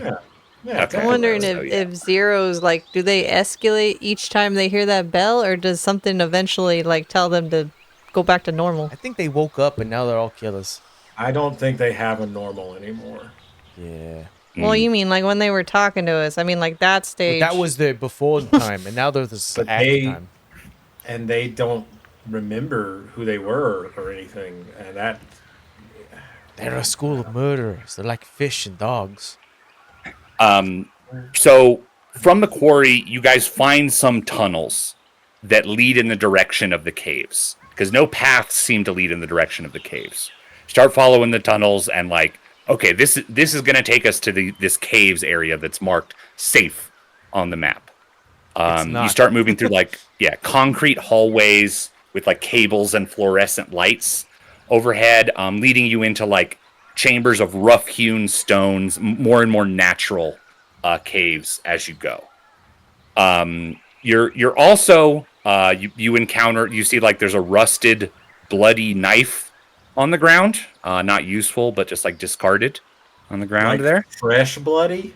No, old Oh. blood. Just dried. Hey, you can still stab somebody with that, maybe, or hit them over the head. Yeah. It's gonna shatter. It's not I mean, I feel like if you look at it too closely, you're gonna get tetanus. That. You start to see like old broken bones, maybe human, maybe animal. But then you like come into another cave and there are skulls on sharpened sticks. If you want to progress deeper into the caves, Oh, cool. A clear warning. You can smell like musty smell of like sweat and people who have lived here, maybe still live here, coming from the tunnels up ahead. But you also see like there's something written like in like I think scratched into the wall above the two skulls on sharpened sticks is somebody's written "not safe." If you wish to proceed, it will be a redacted contest against improvised defenses, because this area is booby-trapped and alarmed.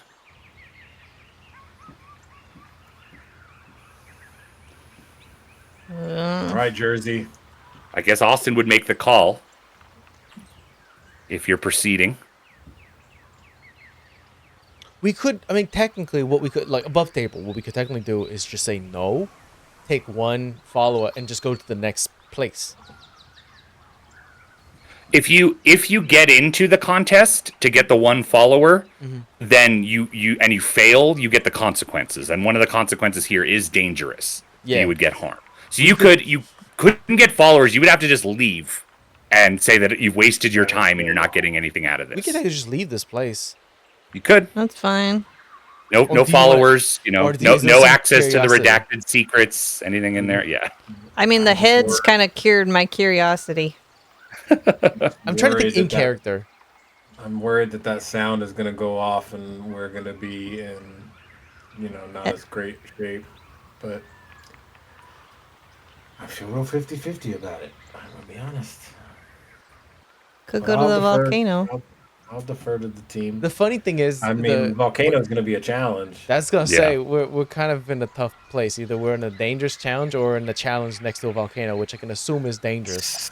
So I don't want to. I don't want to say this in a manner that's like I'm trying to sway, but here's just how I am looking at it, and y'all can tell me what you think about this. Oh, 113.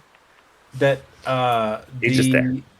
The challenge is going to be difficult, right? Like I feel like we stand as even a chance dealing with that as we potentially do dealing with this. This might get us closer to what the fuck's actually going on this island. That's whereas valid. that challenge is playing the game and playing into whatever it is they want us doing. Well, you know what we have? We've got some We do have climbing we've gear. got some climbing gear. And a lot of guns. We do have a lot of guns. Let's do it. We're going in the caves. Okay. Going in the caves. All right. I mean, somebody could spend trust with Austin to like override him and convince him otherwise. But otherwise, you guys are going into the caves. Going in the caves. Going once, going twice. Cave time. Michael Go big or very go much home. show up and show out, baby. Like, we're playing the game. Let's go. So I am rolling for improvised defenses, booby traps, which are what make this dangerous. So that means if you fail, and you instead of marking a fatigue, you're going to mark an injury in failures here, and alarms. Okay. We're great at setting those up. And it's what's your approach?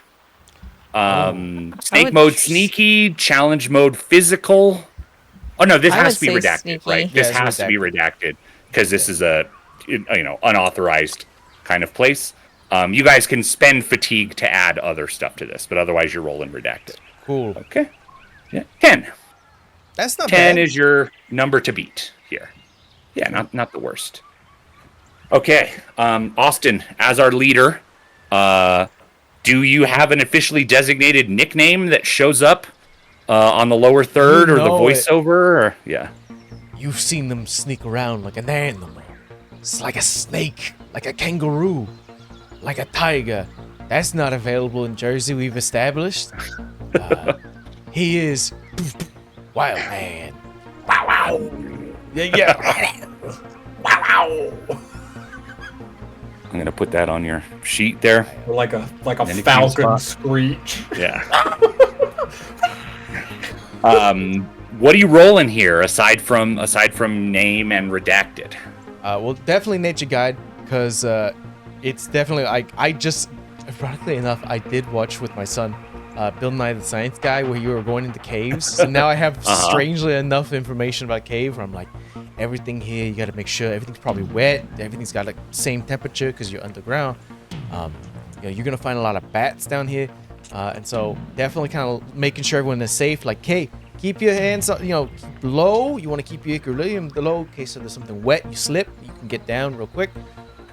So D8 for my name, D8 for my occupation. I'm gonna spend a fatigue to go ahead and do another D8 for the challenge beast change, or let's say you have to do redacted. You have to do redacted, but you could spend a fatigue to add challenge beast if you want. Yeah, that's right. Okay, and that's what I'm rolling. Okay. Name, occupation, challenge beast, and redacted. Right? No acquisitions here.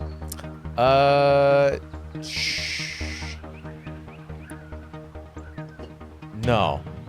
No. Okay. And you spent a fatigue, right, to add challenge beast. Okay. All right. Cool. Phyllis has stepped away. Wilder, you already had your nickname. Anything cool on the lower third or the voiceover we should know about? And what are you rolling? I think that there would be in the voiceover here is Wilder has mentioned Astoria several times. Astoria is widely known for its caves systems, which is true. It's where they filmed The Goonies. Fun fact. Oh, okay. So I think name. I feel like I'm gonna engage in the physical aspect of this, like trying to use the walls as best I can, or like any like stalactites, trying to avoid being on the ground. Okay. So I feel like using the athleticism of my occupation would come into play. Okay.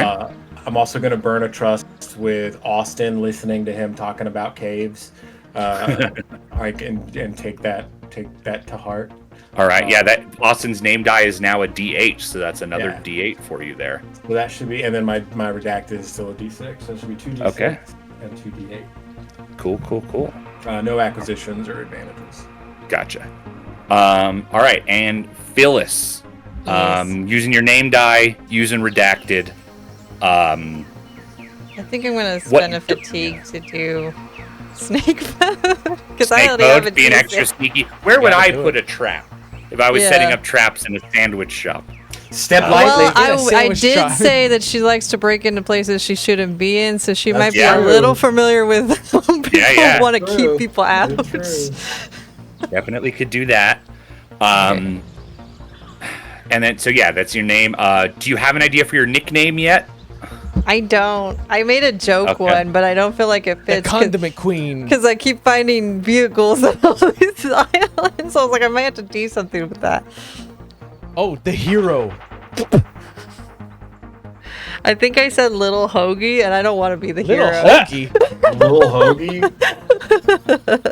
because that was Is that from the a roll? book. Isn't that a rapper? Little Hoagie. Please no. Little Hoagie. I got friendly. I got mentalist. I got Sasquatch. As No. possible nicknames, but you can think about it. We will want one by the end of the island or by the time you're between islands again. But Yeah. okay, anything special come up on the lower third or the voiceover for you? Is it she likes to break into places she's not supposed to, or something like that, right? No. I think it's probably in reference to that. It's probably of like, well, this one time, this is how they lay out traps with a laser. So she's With a explaining laser? how she got through this one You are trap. becoming more and more interesting. What life do you live? She's a very interesting person. I think I'm gonna burn a trust with Austin this time. Again, hearing about the cave part, because that part she doesn't have any knowledge on. Yeah. You never got the caves? His is a D8 for his name dice? Yeah, D8. There. I could get a different one. So it should be All right. 2D8 and a D10 I'm rolling. Let's go. And then your D6 for redacted, because everybody gets to roll redacted Oh, here. okay. And D6. Yeah. Yeah, so if everybody knows what you're rolling, you can go ahead and roll and see if you beat a 10. Oh, Mike. I got you. You guys can put your numbers down.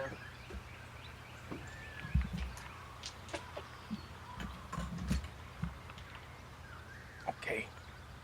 Okay. Okay. Whoa, jeez.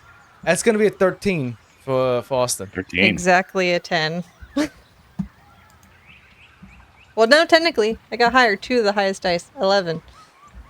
Yeah, I got an 11 too. Okay. 6 and a 5. You guys roll off your name dice to see who did better here. That's an 8. 6. 6. All right. So Phyllis, you succeed, so you don't get hurt. You avoid the booby traps. You avoid setting off any alarms. And anything in particular we see you doing? You use snake mode, so you're extra sneaky here. You spent trust with who in this case? Oh, with Austin about caves. With Austin. Yeah. Austin's cave knowledge really coming in handy here. She's avoiding stalagmites and stalactites as Yeah. she goes. She knows both kinds because of Austin. Yeah. So stalactites because they hang tight to the ceiling, stalagmite because they might reach the top.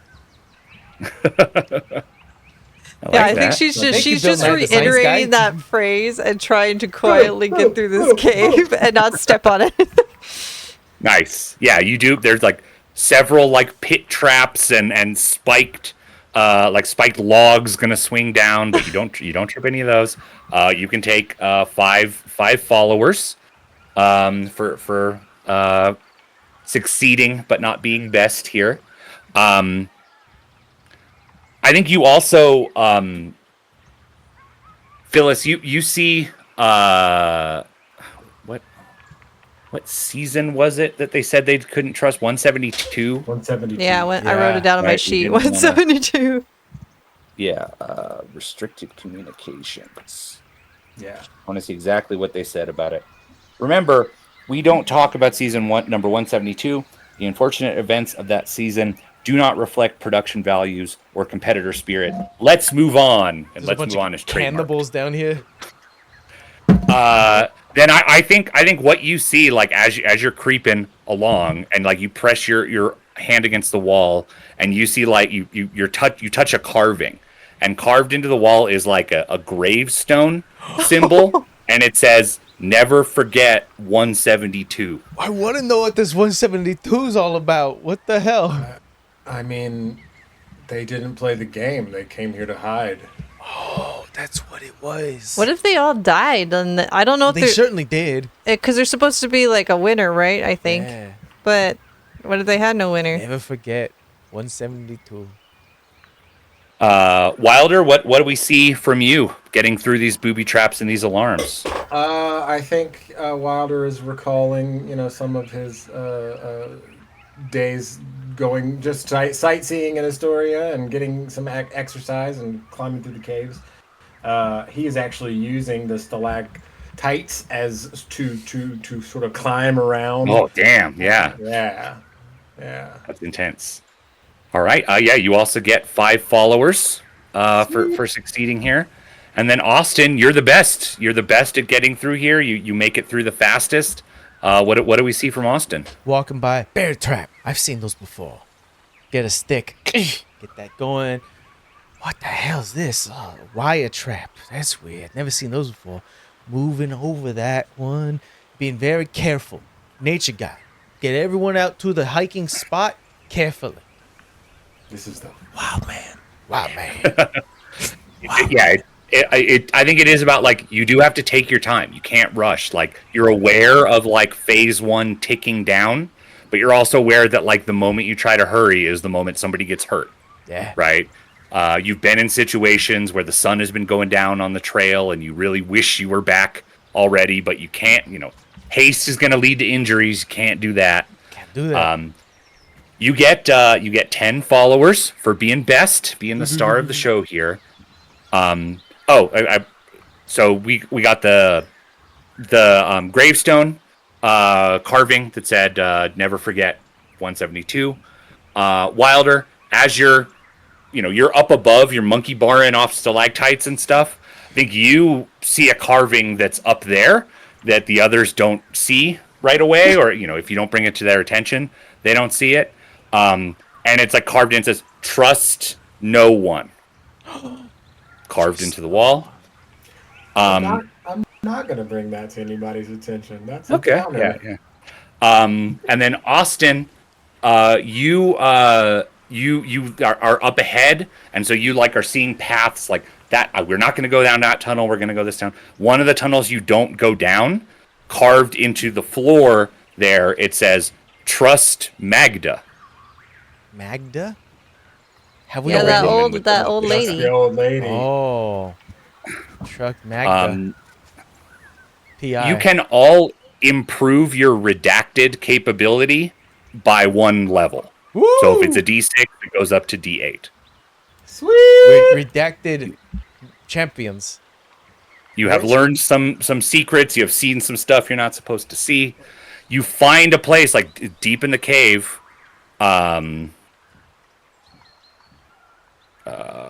Sorry. You find a place deep in the cave. There's some supplies in here, some redacted acquisitions, that kind of stuff. You'll be able to divide up. And also, Magda is here. Magda is here. Old woman wearing a babushka, doesn't have a competitor number, and she's there, and she is just kind of like sitting in a chair. I think she's knitting. I think Magda has some knitting needles and some yarn, and she's knitting. Above Whoa. table, it's like, did she carve Did both she carve those? it? Trust no one and trust Magda. She looks up. She says, "Oh, nice to maybe- see you." Hi, Magda. What brings you to these dark caves that clearly people didn't want other people going in? She gives a little chuckle and says, "Oh, it's safe here." How do you keep getting from island to island? You take like a boat like everybody else, or you just have like your ways? She gives you like a little like wrinkly grandma smile and a wink, and she says, "Magda has her ways." That checks. Do you know what's going on these islands? I think she nods and says, "As much as anyone." Do you know Were about you season 172? She says, "It's important that we remember season 172." Was that your season?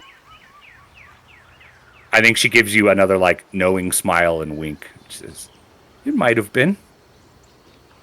What do we need to remember? She says, "It's not something I can describe if you weren't there. But there's the game, and then there's the people."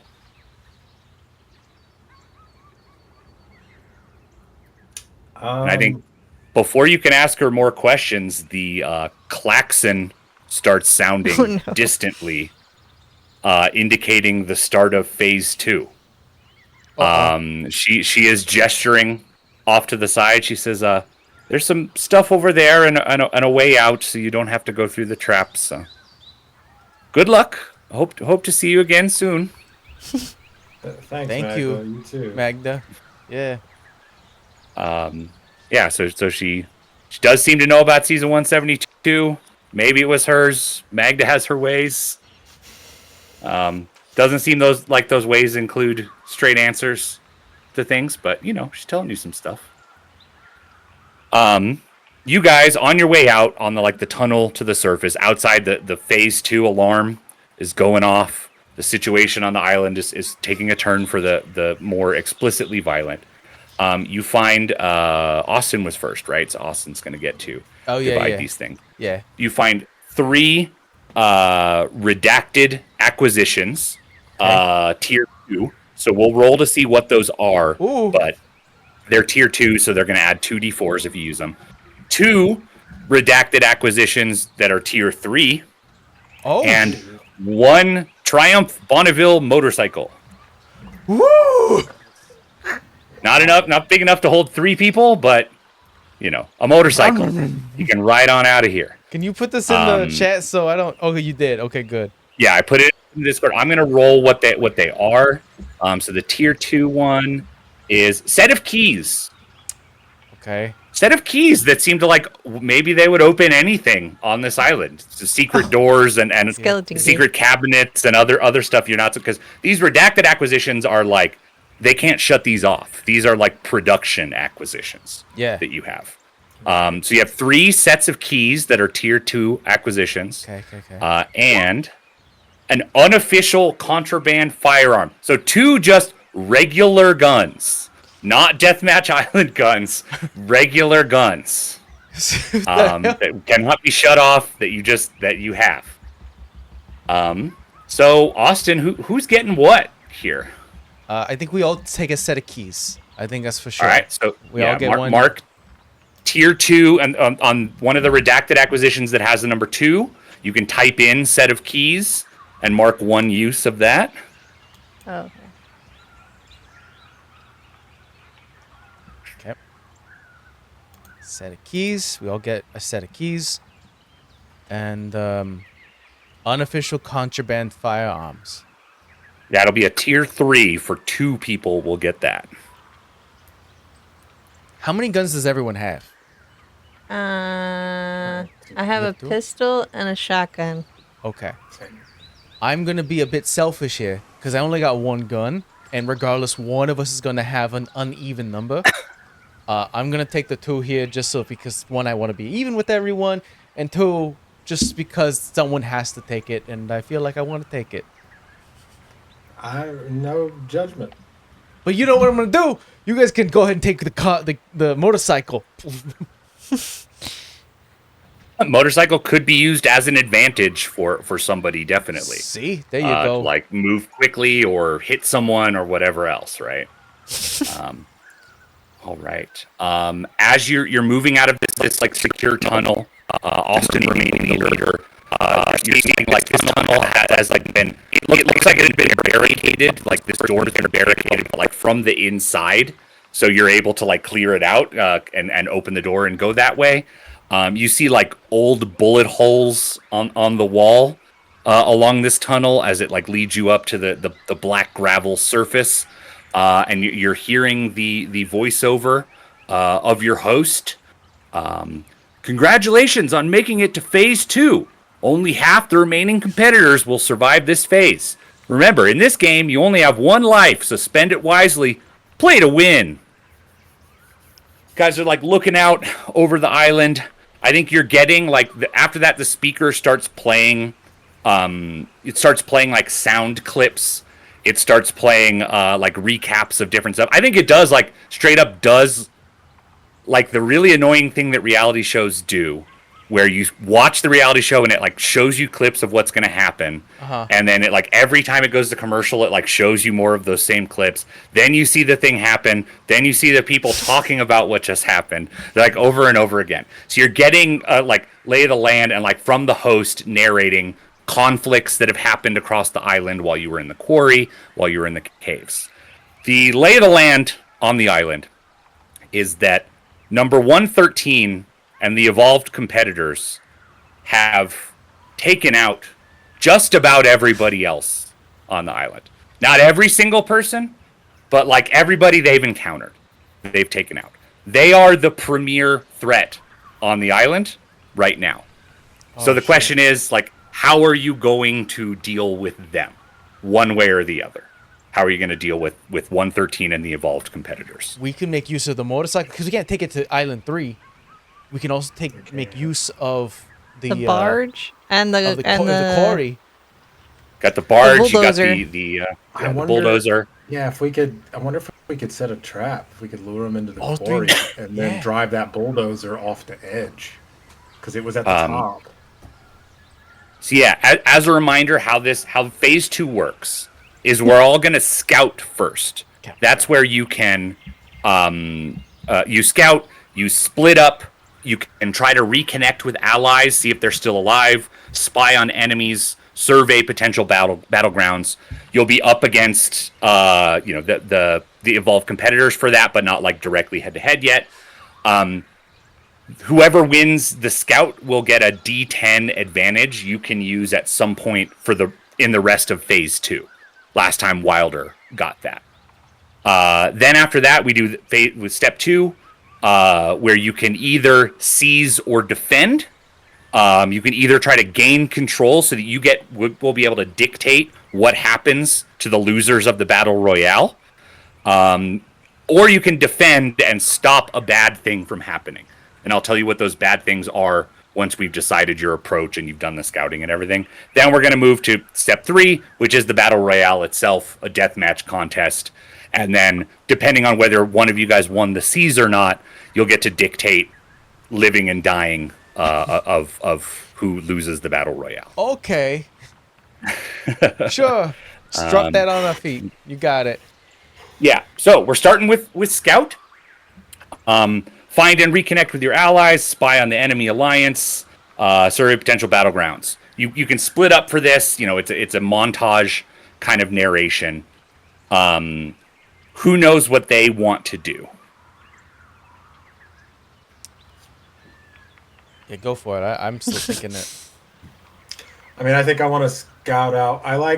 For some reason, I'm really stuck on setting a trap in the quarry. I think that these people have superpowers. We need to set up something to give us a big advantage, I think. And I think that is probably the most direct thing that Wilder would probably put together in his head after having climbed all over the quarry and seen all of these, angles and vantage points and whatnot.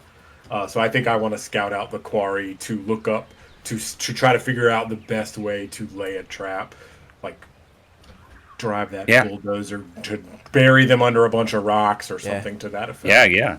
I think that's similar to. I believe that's similar to what Wilder did in the end game last time. You're Yeah, I looking feel for the like- right approach, right? Yeah, That's your character kind of That looking for the tracks. angles there. Yeah. So in this one, you get to you get to decide what capability you're rolling in these ones. So yeah, that totally makes sense. You can tell me anything else you're rolling when it comes time to roll. But okay, so Wilder's scouting that out. Austin, do you know what you're doing yet? Yeah, I think it might be helpful to the player is like, maybe it's nice to have a meat shield, but character, it's great to have multiple people. So I think I'm gonna try to find the ferocity crew. What do they call themselves? Frenzy. The Frenzy crew. frenzied alliance. Yeah. I'm gonna try to find. I'm gonna start searching for like footprints and be like, oh, they went this way. I'm gonna try to rush up, try to gain them and say, hey, come on back. We're all gonna work together. We're gonna all of us are gonna put effort into this. If they're alive. Okay. Yeah. So is that or is it about? I think you doesn't need to be a social game because they're already down to help you. So this is more about like finding them quickly. This is so me what do you pushing think you're myself. rolling for I'm this? doing challenge B because I'm going fast. I'm like, Challenge beast. running. Yeah, and just like other stuff, you guys can use acquisitions or advantages if you want. You can use, you have advantages from your flashbacks. You could use, you will get followers for this, all that. Phyllis, what are you doing for the scout phase? Doesn't sound like anybody's using the motorcycle yet. If you wanted to use a motorcycle, but No, I feel like that's going to come into play during the actual fight part of it. yeah, I kind of want to do scout only because if we're going to go with Wilder's idea of setting a trap, which she agrees with, she kind of wants it to be an effective trap, like maybe explode one of these devices or something, because they have freaking superpowers, and it's like, what are we going to do? Maybe one of the machines explodes or something. Yeah. So Yeah, she's looking yeah, for I stuff think- to like help set the trap or like make something big enough where it would take them out. Yeah, though I mean the machinery in the bottom of the quarry probably still has gas in it. You know, yeah. shit will explode. Possibly. Octane doesn't go down. It takes a long time for it to lose octane. Oh yeah. What capability is Phyllis rolling here? Is it snake mode because you're thinking sneaky trap wise again, kind of thing, or? Yeah, like she doesn't want to be seen, and I don't know if she's Yeah. strong enough to be a Yeah. shield. You're not as fast as the others, so you're moving stealthy style Yeah. as you move around. I feel like season the gauge 2 is gonna be the hardest. This one is just Yeah, like right now we're in the planning phase. we're in I don't plan. think there's a need Yeah. for me to really see at the moment. What it would happen if you all failed this, you would all take a fatigue for failing, and none of you would have a D10 advantage to use in the next steps. That's what's Definitely. at stake for Scout, right? All right, let me roll the target number. So for this one, I'm 113 of the evolved competitors. They're a D12, and I'm using their flight ability, which is a D8, because that does make them particularly good at like spotting what you guys are doing and Yeah, being y'all aware got of guns. where you are. Aim. Fair. Yeah, I mean, I'm putting this number. If one of you decide to like involve a gun in your contest, you totally can. It just makes it a dangerous contest. Yeah, I know. So failure is. But they got potentially, mind powers, Nick. increased. Hello. They do have mind powers. And they can fly. All right, so this is. Oh, sorry, I'm not. Okay, this is an any capability contest. A 9. Oh. okay. Not bad at all for rolling a D12 and a D8 and adding 5. Not bad. So maybe they're still mopping up some parts of the They're island. distracted. Yeah. Okay. Everybody can roll and let me know if you beat a 9 and if you add any acquisitions. Just tell me if you're using anything dangerous. Otherwise, you can just mark your own acquisitions and say how you're Alright. using them. So, but it's still the normal, like the name dice and all that. Or no? Yep. Name dice. If I don't think Okay. sandwich artist would apply here, but Yeah. definitely snake mode. You could spend fatigue, spend trust. Just tell me if you do any of those. Use your flashback if you want. I think I'm gonna spend a trust from Wilder just because I'm gonna go along with his plan. So I'm trying to help with Yeah. that Well, that part. tracks. You guys are both working at the quarry. You're like trying to Yeah. set up the best area Yep, here. yep. Sounds like Wilder's up top again, like being up high, and Phyllis is like down at the bottom of the quarry, looking at what's down there. Okay, that's good. Quite literally just need to roll a 1. I got a 10. Nice. A 10. I got Okay, so that's I got a 9. A 9? I got Then a, you said Ty goes to the runner. I got a 17. Yes. 17! A 17! Oh, holy shit balls! Save the big hits for later. Wow, that's Okay. Okay. enjoy your advantage. Hell yeah. Okay, let me Holy crap! Because at first I rolled an 17. 8, and then I was like, well, I just need to roll a 1 because it's the 2 highest. And then I got the 1, and then the D10 rolled a 9, so I was like, oh, there we go. That's better. Your we don't need snake that 1. mode has really been helping you Yeah. on this island, man. That's been Sneaky Snag. huge. Okay. Just, There sorry, you go. That can be the wanna nickname. give you a- Snaky Snack. Yeah. If you want to put that as your nickname, The snack snake. snake The mode snack snake. Yeah, there you go. and with snake. That's pretty Snack, good. snack. We'll go snack snake. We'll put the It's snack. like if Snack, you're talking snake. like Tim Curry, it's funny. like, it's the snack. I like how it came out of that. The snack okay. snake is real good. Snack snake's pretty good. I was Okay. thinking earlier. I was like, oh, cold cut. Cold cut. Oh, cold cut. Cold cut combo. But- I love. All right, snack. but everybody succeeded, right? So Yes. nobody takes Yeah. a fatigue hit. Okay. Austin, you got the lowest, or No, I got Wilder? the lowest. Wilder. Wilder got All the right, lowest, Wilder. yeah. So you get 5 followers, and what do we see? What do we see happen here? So Wilder making his way to the top of that quarry again, scouting out the best. Oh look, okay, the bulldozers over there, and there is some of the slag and these busted up rocks here. Trying to put together, formulate how the plan is going to come together. Yeah. Okay. Great. Yeah, you got your 5 followers. Austin stepped away, so we'll circle back to him. Phyllis, anything stand out about this? Like, I guess you're going to end up with a D10, so you find a really great way to set a trap down here at the bottom of the quarry, right? I'm trying to think of what. Because, like, what do I have leverage with? Just to bend I the think whole like thing. maybe you find a pit of loose gravel, maybe loose gravel and sand. Like if you could lure somebody in there, they might sink in it. Yeah. Maybe you find a particular like, okay, if the bulldozer pushes from there, then they would fall down there. Whatever it is, put an advantage on the bottom of your sheet. Maybe like quarry trap, and we can Okay. narrate it when you particularly use it. And that's but just it a is- D10? It is, yeah, Quarry Trap is going to be a flat D10, and you can use it in any of the next 2 rounds. After the Battle Royale, it's going to go away. So you're going to want to use it in one of the next 2 rounds. And then also Phyllis. Let's do Austin, and then I'll circle back to Phyllis. Austin, you succeeded. You found him, right? You found the Frenzied Alliance. I think you find them. Half of them are dead. Oh, shit. They That checks. describe What happened? glowing eye. I think it's Aspen and like 3 more people. I told now. We you. did warn them.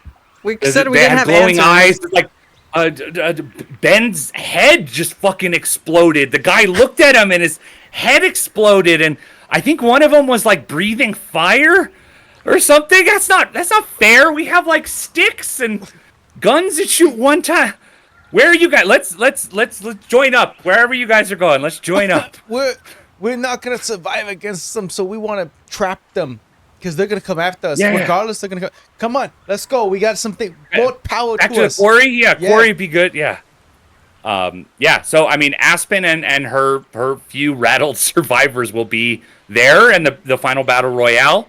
You all have trust with Aspen you could potentially spend that could help you out there. But yeah, so you guys are not maybe now you're not outnumbered against the evolved competitors, but obviously like 1 for 1, they do seem to have more stuff going on. Do we get than you anything guys. from them, or that is just we know that they're there now? They're there, and like fictionally, if it makes sense, that they can help you but I think the thing you get is like you could spend that trust with Aspen. Got it. And get a copy of a D10 for the Frenzied Alliance. D10 so you would get a Frenzy D10. You all have that potentially to use because you have made some allies here. Got it. Cool. Okay. Last thing, Phyllis. So you're like, okay, I got this. Okay, I got to hurry back and tell the others about this. And you turn and you're pretty sure it like wasn't there before, but what you see are two orange prize crates that are like sitting there on the ramp up to go to the to like go back up the quarry. Nobody else sees them, and it's so. What is your nickname? Oh, what did I say? Snack Snake. Snack Snake. Okay, one of the crate. So one of the crates is labeled just for Snack Snake, and the other crate is labeled a little something for the whole team.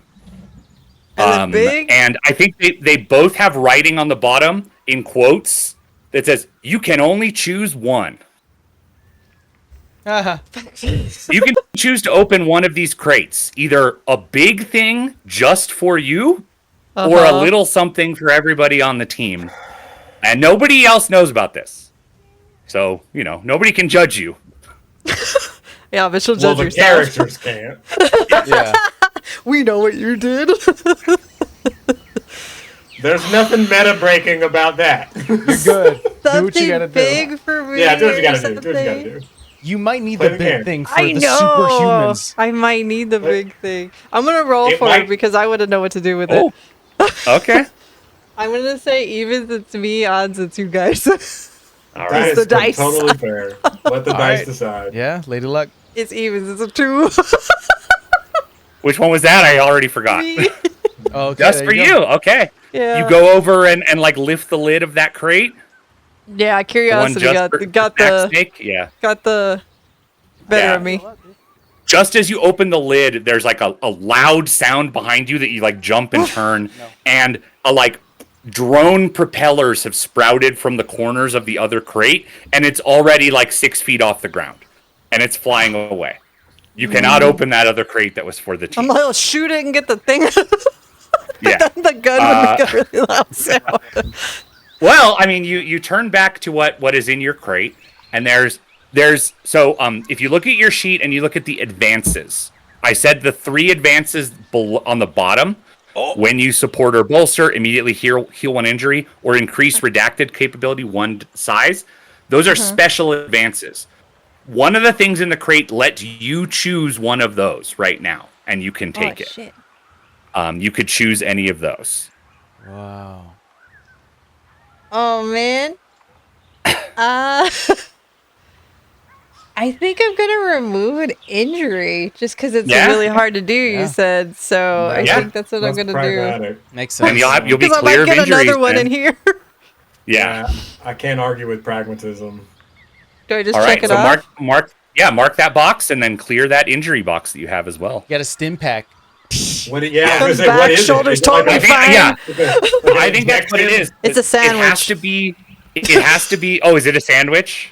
It's an If It's they a know injectable it's sandwich. for me, Sandwich. if they Yes, know it it's is. specifically Yeah. for me, Why? it's like her favorite sandwich at some bodega in New York, and got nanobots in magically it. heals her. That's exactly what it is. It's hot. It's fresh. It has not been like stored or transported or reheated. It somehow this is exactly what you want to eat. And yeah, you didn't have an active injury yet that was like a broken arm. We've been so this eating is nutter this is butter like the entire time, and that's the first hot Soreness. meal we've had in a This is- while.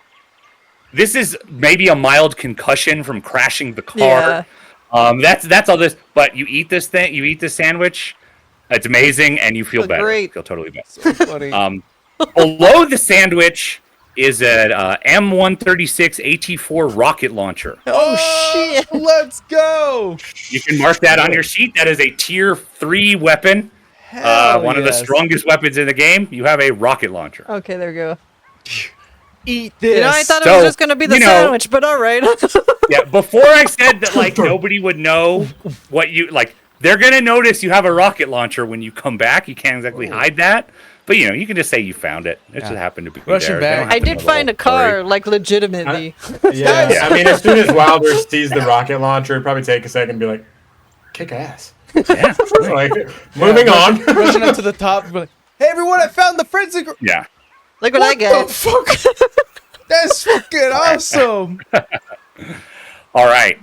Okay. So yeah, Phyllis is our winner. Did you get 9 followers on that one? Oh, no, I didn't mark Oh, that. yeah, we get rounded up. Let's see. It's Yeah. 5 for Austin one thing. and Wilder should get 5, and Phyllis should get 9. Damn.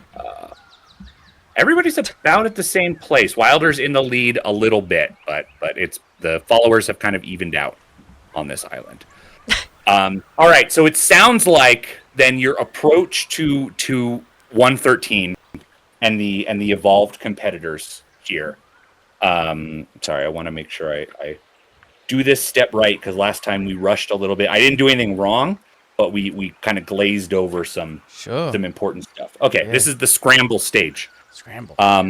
During the scramble stage, the competitors and their opponents collide. Betrayals and twists are revealed while your competitors strive to take control of the chaos.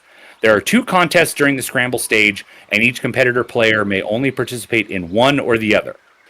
So first, I recap the situation and announce threats that will happen unless a PC stops them. Usually 2 threats. And then each competitor chooses whether they will defend against the threats or try to seize control of the battle. Seizing is deciding the fate of those present. Defend, I would roll a target number, and then you can, if you succeed at defending, you can stop one of the 2 threats from happening. Seize, whoever wins, production or competitor, decides the stakes for the battle royale. So if you guys win seize, you could turn the battle royale into a let's not kill more than necessary. Let's try to knock people out. Let's try to be non-lethal. I talked before about, like, you could try to turn the battle royale into like a let's vote, let's draw straws. Oh, we turned into like that. Survivor? Yeah, you could decide, like, it would mean if you win the seize, you have the advantage to dictate how the battle royale is going to play out. Doesn't mean you win the battle royale. Right. But yeah, that means we choose the capability. Yeah. Yes, you choose the capability, and then you can choose if is this lethal or not. Or if that was how you got to choose, just Gideon died. You could have chosen all of the losing team died on our island 1. Okay, so it sounds like this is you're confronting 113 of the competitors, but you're trying to trick them. You're trying to not trick, but you're trying to lure them into a trap. Is that correct? Yes. Yeah. Yeah. Okay. All right. So the 2 threats in this situation, it's like fighting them, making the fight happen at the quarry, luring them towards the quarry, and trying to activate your trap that you have set up. Number 1, competitor number 109 performs a mass psychic assault. Every PC marks 1 injury and describes an immediate flashback to their life before the game. One of the 2 threats. The other threat, number 113, that's our leader of the group, evolves into an even more powerful form. And if any competitor fails during the battle royale, the one who did worst dies. Maybe we do the first one. Yeah. I can handle a little migraine. Yeah. I can't handle a little nose bleed. I bleed. It's 2 or even 3 of you could defend, and you could stop both of these things. Do you get something better I- if you defend more against more than one, or are they even? No. We can potentially stop both. Oh, Yeah, that's right. if all 3 of you succeeded at defend, one of them would be a waste for sure. Got it. But are you all gonna succeed? Is the question? Yeah. Let's go. So I think, last time we split it where I seized because I had the D10 advantage, and you 2 defended, and Got a lot of advantages to potentially cash blow in. him up with his rocket. A rocket launcher. I was gonna say, like, Austin, you and I can do the defending this time, and I think Phyllis seize the day. Yeah, seize control. I think honestly, we just the concept of seizing the battle, is I think more important. I can use Aspen to try to defend the person who rolls the least dies. We may all just take an injury, but if two of you guys focus on seizing the control of the battlefield, that might put us best when it comes to the finale. That's a good point. I will. Like, I want to narrate or make sure it's clear. You can win the seas and lose the battle royale. That's definitely something that can happen, right? Yeah. If you win the seas, like, let me read the outcomes of the battle royale. It's always a deathmatch contest, but whoever wins the seas gets to say a different capability that you can use for free. So if the competitor players lose the battle royale, worst possible outcome, some of you might die. That'll just happen. If you win the battle royale but lost the seas contest, the player competitors survive, but I, the production player, have final say over which NPC competitors live or die. Maybe we So should. if you win the seas but lose the battle royale, I could kill all the other NPCs, the ones that like you, if I decide to do that. Let me defend. You guys see, we got to seize. We need to succeed on the seas. I mean, I can't argue. Yeah. I'm not going to. So I'm definitely gonna I'm burn for- Aspen. All right, we do so burn our friends here. we're gonna do defend first before we do Yeah. seize. So Austin is the only one defending. Yeah. Is that correct? Okay, Austin's the only one defending. Okay, and you're up against these guys. So let me set what the number is, and then you can decide what you're gonna do. So I'm gonna use Galaxy Brained again. Galaxy brained. It's another So D12. stupid. I'm gonna use ESP, This is bigger than which Big is a Brain. D8. So yeah, they have two D12s and a D8 plus 5. So it's the single highest of those dice plus 5. Bro, you better use let your me challenge beast. Yeah. This is the defend number. Hello. Sorry, it always pops up. I have to choose what capability, and it's like behind the thing. Yeah. Okay.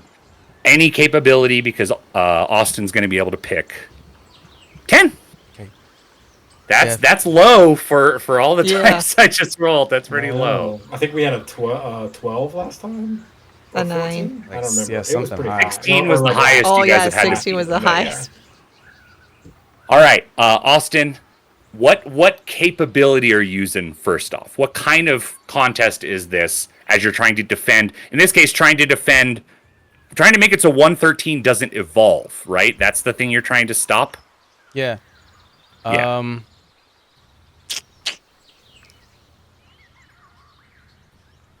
I think you tell me if this works. Yeah. But I think what I do is that I use I don't know if this will work, but I like to use one of the keys. Maybe what I do is I find a redacted box that negates, like emits something out that negates what they're doing, so I can use a redacted roll.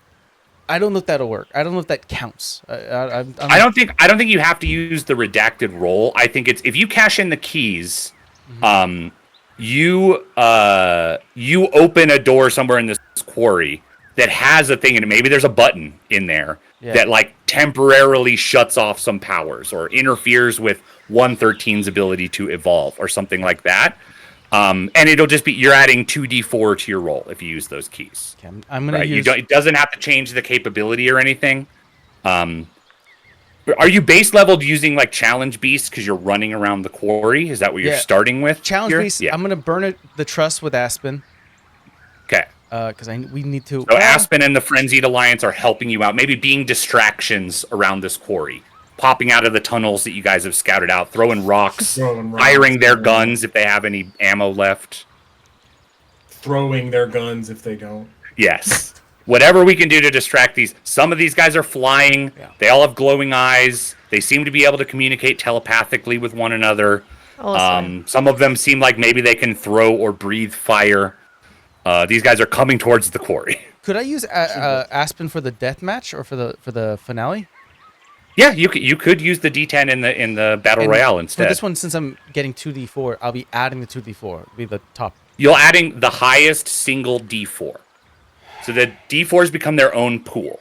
Okay, so an You So D8, it could burn be a as low as trust with 1 one if of you get really us. bad D8 luck. for the Yeah. challenge base. I think I might not burn them then. You could burn one of the Burn- trusts with us. Yeah. Yeah. Do you have any trust with us? I think- 'Cause yeah. You also have you I'm have gonna trust with your burn- competitors, with your comrades. You also have 2 advantages. I do, but You have I the don't think secret that'll help here. switchblade and your pawn star flashback. Okay. That could go into your pool. I think I feel safe because I have my name. I have challenge beast. I'm gonna use up one of the burns of Phyllis, and I'm gonna have another D8, and then I have the 2d4 because of the keys. I think I'm secured with that. Okay, Okay. so that your name is a D8 nature guide as well. I suppose, yeah. Yeah, it's the tunnels. Like it's Okay. getting. I think that makes sense. 1, Nature 2, guide, 3. challenge beast. So it's 4d8 plus 2d4. 48 plus 2d4 to beat a 10. I think that so suspend that one trust with Phyllis before we forget. I think what the lower third should say. I think you're doing the talking head describing your plan. I think the lower third should just be a quote from Wild Man that says, "I think I feel safe." I think I feel safe. Because that's a really fun thing to say on Deathmatch Island right before you roll. Like that would be on like a quote, like on a shirt Yeah. that they sell after the sticker? season. I On the think front I it feel says, safe. "I think I feel safe." On the back it's a gravestone, R.I.P. Wild Man. No! Yeah. All right. So this is to defend. You can go ahead and make this roll then. Let's do this one first, then we'll move over to the C's. I'm so stressed. 2 7s and a 3 on the d4. Whoa! That's gonna be a 17, baby. How does Phyllis help you in this one? What's the trust with Phyllis here? Phyllis, wave that thing around. Freak them out. Drive around in circles in a motorcycle with a rocket launcher. You gotta use the motorcycle. We're not gonna bring it to. It's not gonna be on the Yeah, ship. this screams Grand Theft Auto stunt. That's Awesome. At the quarry too. That's in Grand Theft Auto. At the quarry, yeah. I was gonna say, everything about this. All right, that is a success for Austin. Austin, you can mark 10 followers for succeeding here. Jeez. Which one are you stopping? So are you stopping the 113 evolves into a more powerful form? yeah. So you can't. Okay, so kill one the of other us. one is going to happen. The mass psychic assault Yeah. will happen. It's because going to nobody happen. stopped that one. Yeah. Okay, so we'll get to that in a second. But yeah, okay, so it's time for the C's contest. So this is about trying to lure them. So your button press, whatever was in that secret closet in the that you've used the redacted keys to get to, it totally worked. I think we see 113 like starting to power up. We see him like his eyes are glowing and his whole head is glowing. And then Super whatever Saiyan. button you pressed, which is interesting because we did find that 113 vial was here Yeah. in the quarry as well. Yeah. And something on this button, I think it says like in case of emergency button, and so you just press it, and it does seem to send out a signal, and like the glowing just shuts off on all of them for 1 second.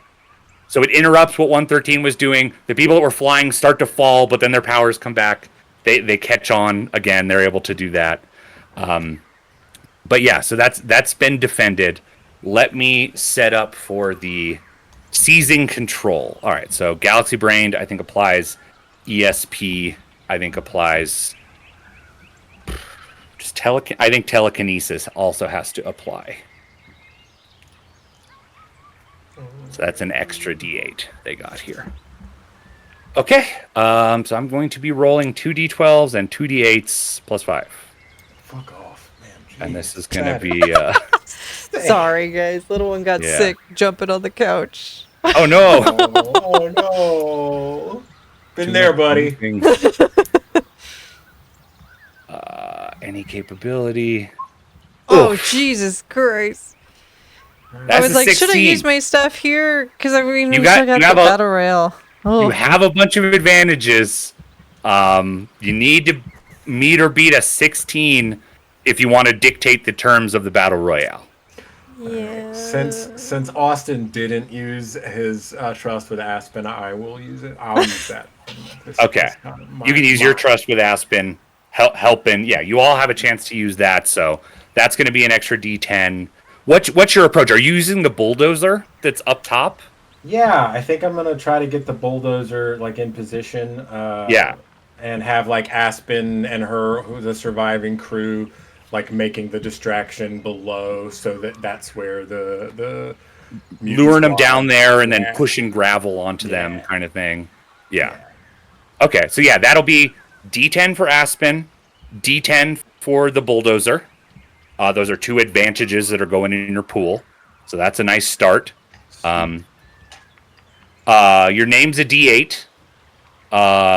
Is this challenge beast? Is this physical getting to the bulldozer and all that, or? I think because we're dealing with people with superpowers, so I feel like I've got to kick it into high gear. So this is definitely lots of lifeguard running montage shots. Yeah.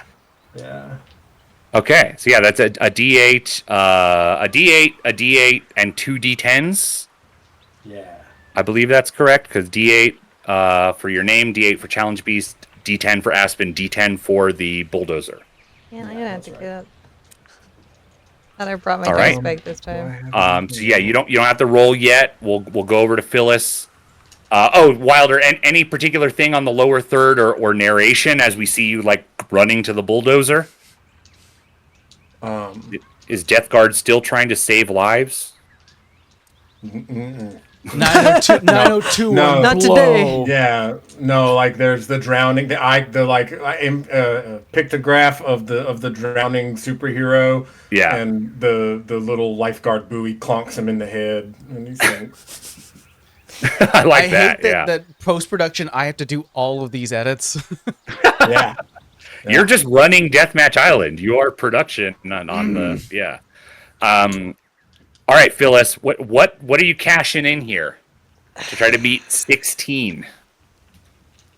So how does the advantage work? I just get a D10 to add to the pot, or what?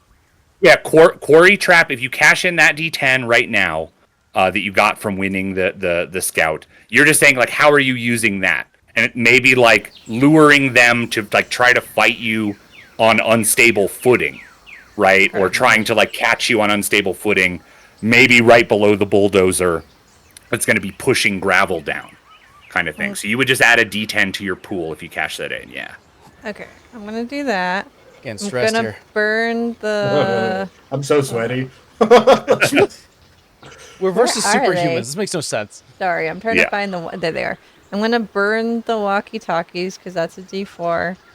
Oh yeah. Yeah. Hey, we're over here. And We're I'm coordinating. gonna burn Aspen's trust or her. Yeah. Yeah. What's her dice? D10. D10. That's a D10 as well.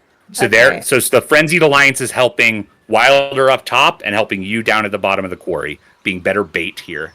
I'm giving her one of the walkies, and I'm gonna tell her when Yeah. to sound it off to distract them. Oh yeah. The loud beeping alarm. Yeah. That's Yeah. great. That's perfect distraction. And then so I have Okay. a D8 for her name, but I don't know if I can have another D10 for snake mode if I'm trying to do it sneakily and then sound it off. This is a trap. You're trying to set up a trap. I think that's snake mode. That's more than anything else. This is So that's I another. think you have D10. I think you have a D8, a D10 for snake mode, a D10 for Aspen, a D10 for the quarry advantage, and one D4 that gets added on top of your highest 2. Yeah, let me get my other D10. Okay. Okay. Nobody's using weapons in this, which would turn this part of the contest dangerous, but nobody's using that yet. Yeah. I feel like we're close enough to that already. Yeah. All right. So I think if Wilder and Phyllis, if you know what you're rolling, you can go ahead and Yeah. roll and see if you can beat a 16. Let's go. You got some D10s there. You got some D10s. There is some possible. Statistically, you have a better chance. Statistically, you better. Hounds, horses. Yeah, Okay, well, we don't want that one. Get Okay. that out of here. You're adding a lot Yeah. of dice here. Okay. I got it. I got a 17. 17. Let's go. I need An the 8 and a D4. 9. You need the D4. Here you go. Come on. Come on. You need a Come D4. on, little guy. Come on, Okay. little guy.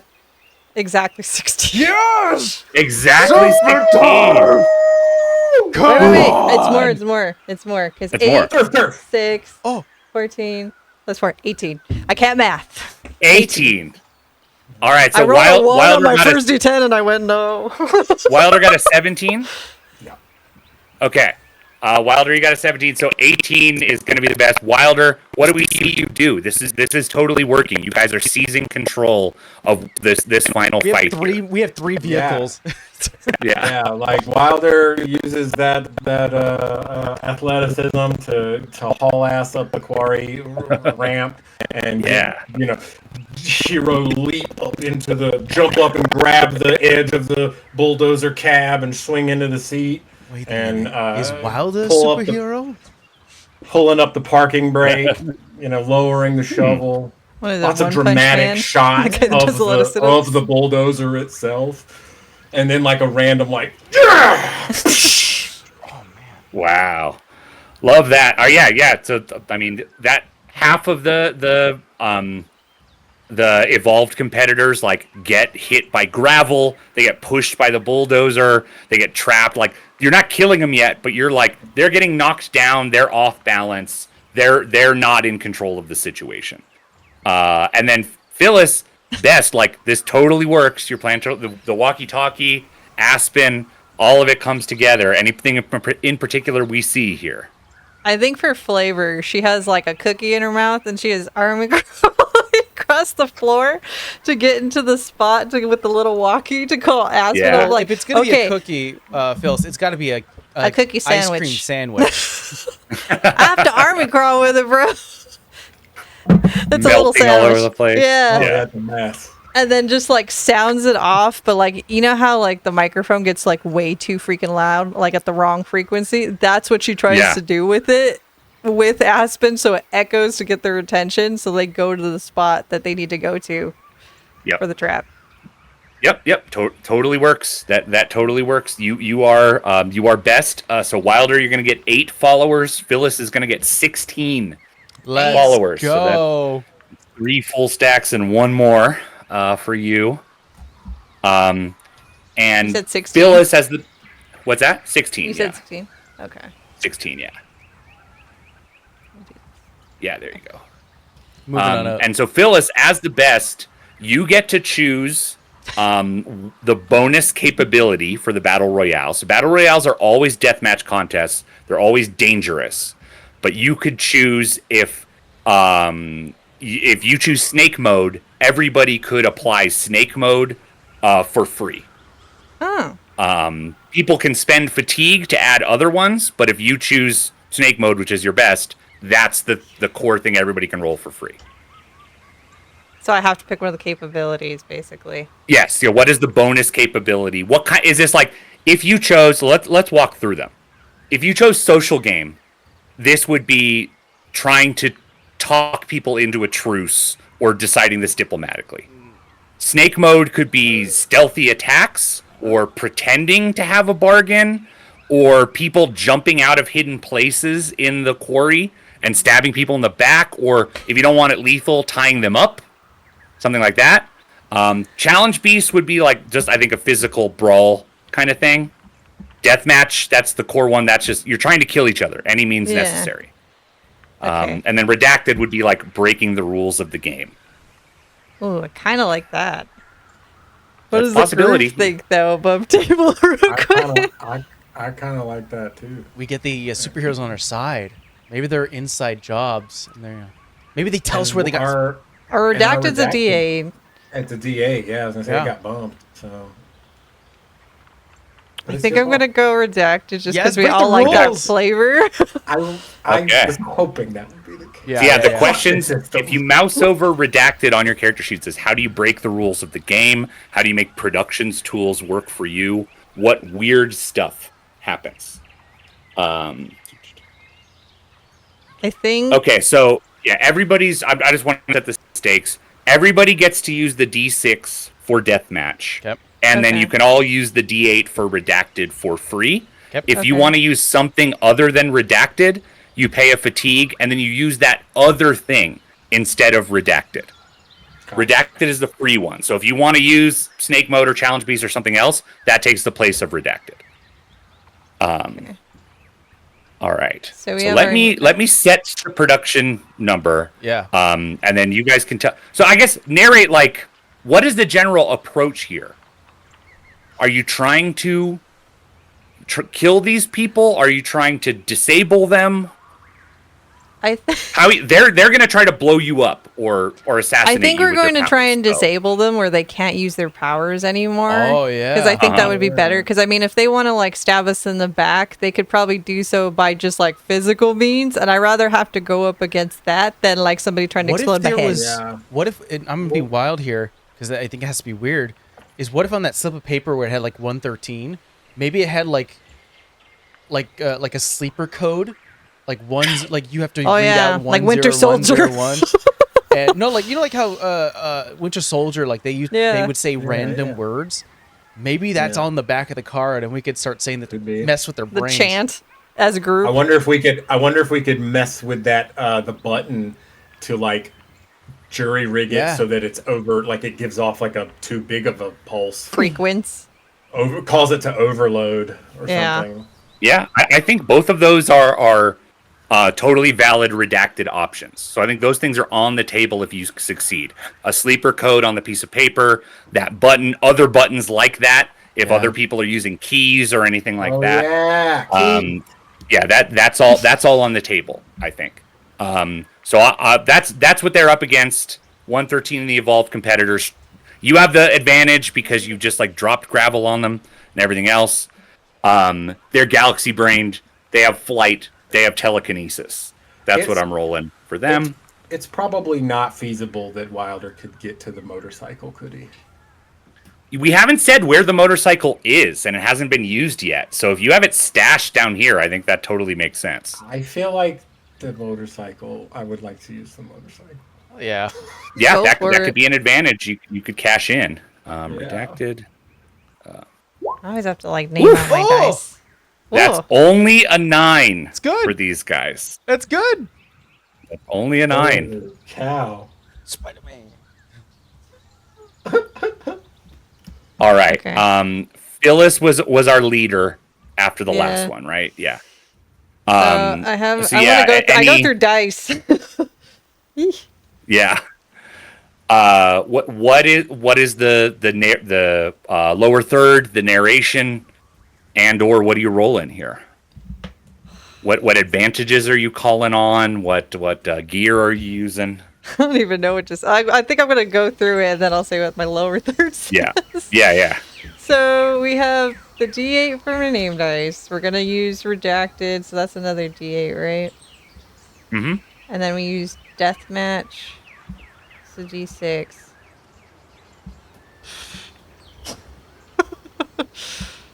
Trying to think. I think I kind of want to use the climbing gear just in case if we do defuse them to tie them up. Yeah. That's a good call. Because if your goal is, you guys won the battle royale, so if you're not trying to kill them, then that could be your thing here, right? Yeah. Yeah, because I mean, if we're able to defuse them. Yeah. Climbing gear to add a D4. Yeah. And how does no my rocket flash... launcher, no guns? Not yet, just because it's low and I don't feel like I need it just yet. Yeah. Although I got to draw on your flashback, the flashback advantage. What about that applies here? What does she draw on, like mentally, emotionally, strategically, to win in this situation or to help her in this situation?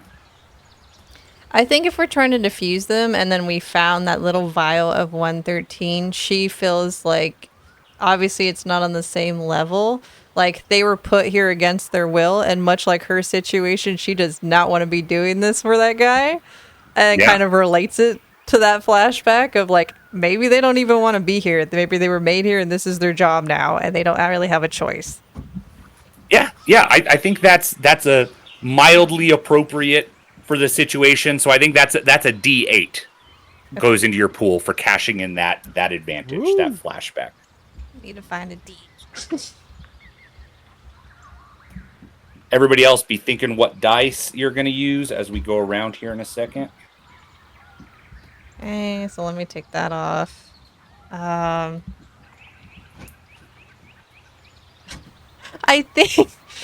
I think her thing just says consent's important. Like, don't be forcing people to do what they don't want to do. Oh, Remember, yeah, people, yeah, consent's okay. important. That's Yeah, what I love her that. lower third says. Everybody should keep that in mind. All right, so have your pool together. Okay, I That have my sounds good. Let's go to Wilder. Any lower third or voiceover we should think about, and what are you rolling here? The bottom, the Chiron reads something to the effect of "Hope floats, but jackasses with superpowers sink." Oh, So I'm gonna use so it's the deathmatch and the redacted, and then I'm gonna get the motorcycle. Like my thinking is I want to I got the Grand Theft Auto in the brain now. So like Wilder wants to drive the motorcycle like off the edge of the quarry and like fall off, and then shoot it in the air so that it explodes and knocks all the guys flying to the ground. okay. Somebody Are you shoot trying to name kill dice. these guys? No, they've got superpowers. They'll be fine. Okay, I'm so just you're trying to to- knock them I'm down, just- but not trying to kill them. Yeah, just okay. trying to like get them out of the air. What are you gonna shoot it with? Pistol? Shotgun? Yeah, I'm use my pistol. Okay, so you're cashing in pistol. I think the motorcycle's a D10 advantage here. I think that totally is very powerful in this situation. So I think that's a D8 for your name, D6 for deathmatch, D8 for redacted. Because you're trying to break the rules. That motorcycle's a redacted acquisition. You're not That's true, supposed to yeah. have that, and you're gonna blow it up, right? That's definitely breaking the rules of the game as Yeah. intended. I'm gonna also burn a trust with Austin because in the back of my head I just hear "Wild man." Wild man, yeah. Let's Good. go, That's wild gonna take you down man. We're all wild to people. zero at this point. trust with Austin. Oh man. Yeah, sorry about All right. that. I'm gonna leave We'll the get some D4 more. over there. I forgot. Okay, and last but not least, Austin. Lower thirds, Chiron, anything like that. And what are you rolling here? What are you using? So I'll say what I'm rolling, and then I have an idea what's gonna happen here. Hopefully, Yeah. is a D8 for my name. I don't think Nature Guide's gonna work in this aspect because I don't think it'll fit. But I'll say D8 for the redacted. Yeah. I'm gonna cash in Aspen, so it's gonna be a D10 and a D10 for that. I'm gonna burn They're helping you out here. a trust with Wilder to add another D8. Mhm. And then I'm gonna get on the walkie-talkies. I'm gonna be like, Aspen, get the rest of your people. We got some people. We got some codes to rehearse. Yeah, shouting out the codes from different places to disable different ones of them. Yeah. So adding all that up. So Yep. I'm gonna burn that up, the walkie-talkies, and we're gonna start chanting. And what the screen shows is that it reads "Wild Man," and then there's a glitch, and then the whole screen starts to glitch, and then like you see like full on like words start to phrase up like this shouldn't be happening, not this shouldn't work. What's going on? Because this is breaking the rules.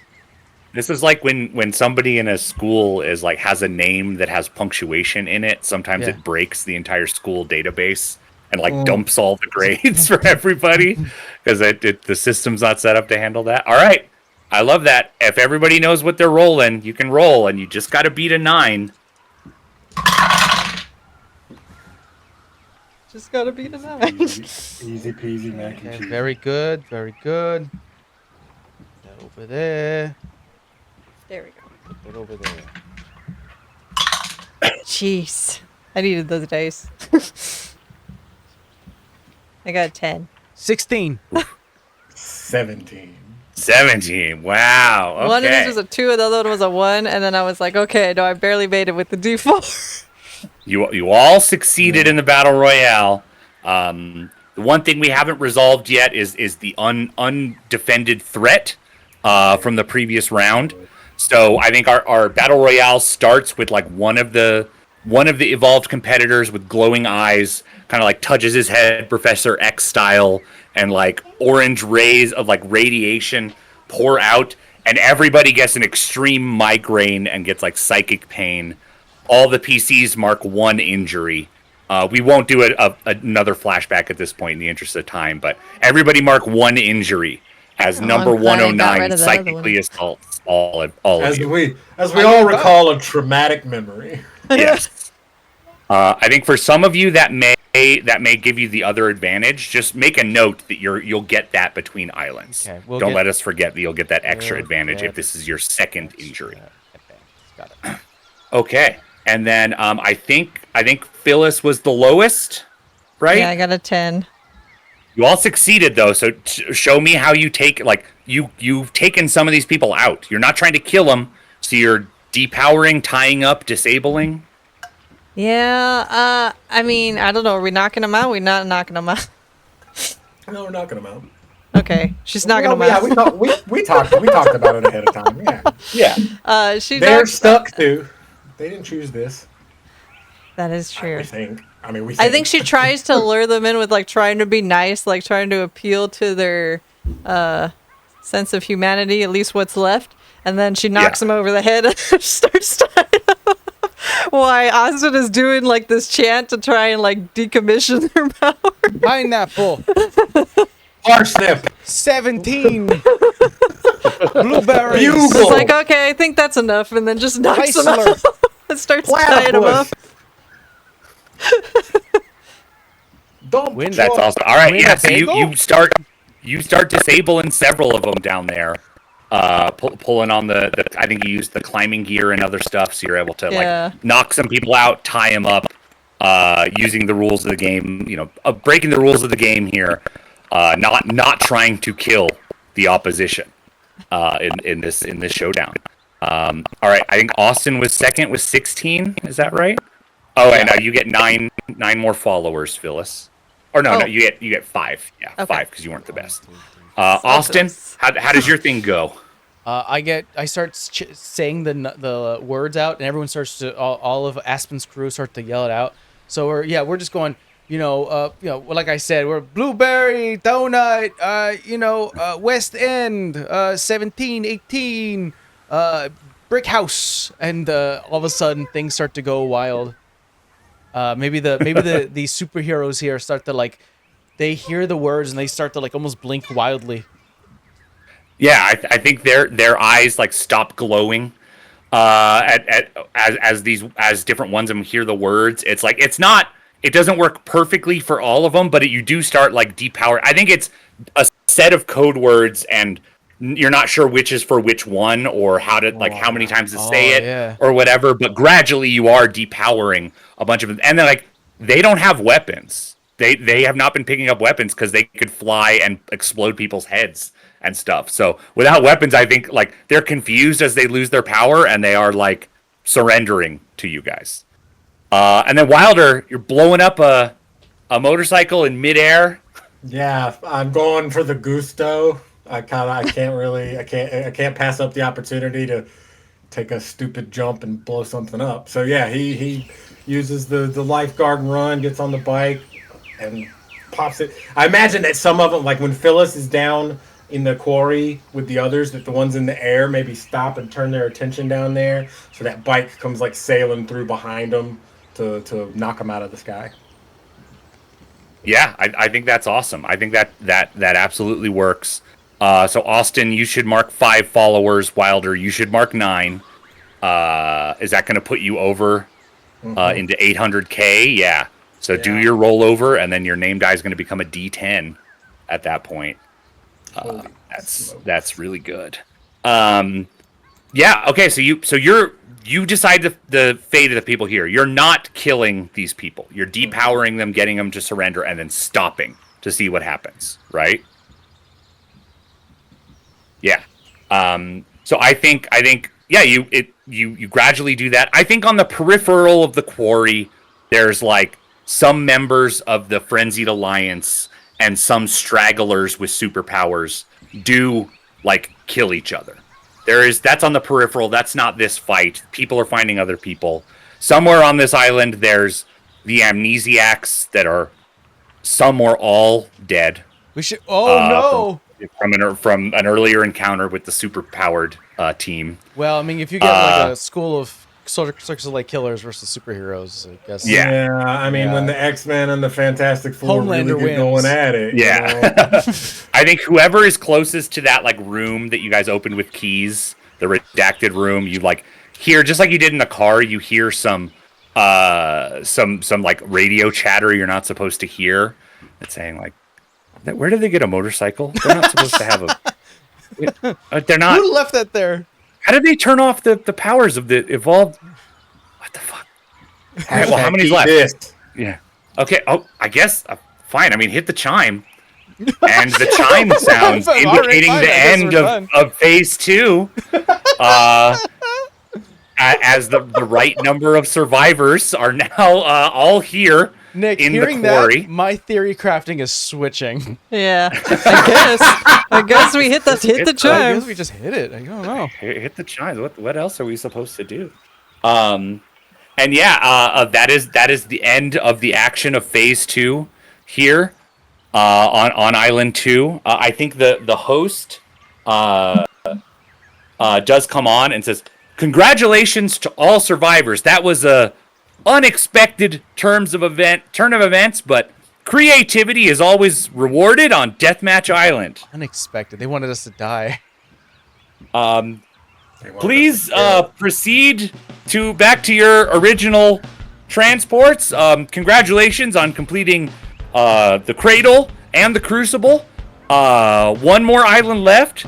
All survivors, please proceed to the Crown." And your instructions are to return to your boats and move on to the final island. Hey.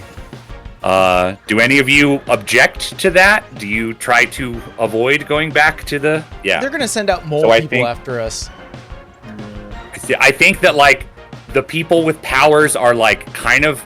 I think without powers, they remind you a lot of the Amnesiacs. They are numb. They don't say anything. They just kind of, like, trudging. As soon as the instructions come, they, like, start trudging off in a direction. None of them acknowledge you. They just, like, walk up. Even the ones that got exploded out of the air by a motorcycle, like, pick themselves up, dust themselves off, and just, like, walk.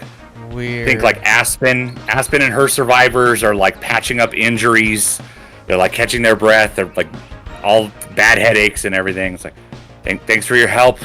This is insane, right? This is totally insane. I think I make it a point to tell her we broke the rules and we didn't have to kill anybody. So remember that when we're over there on that other island. Yeah. You don't have to play by the I don't think we have to play their game.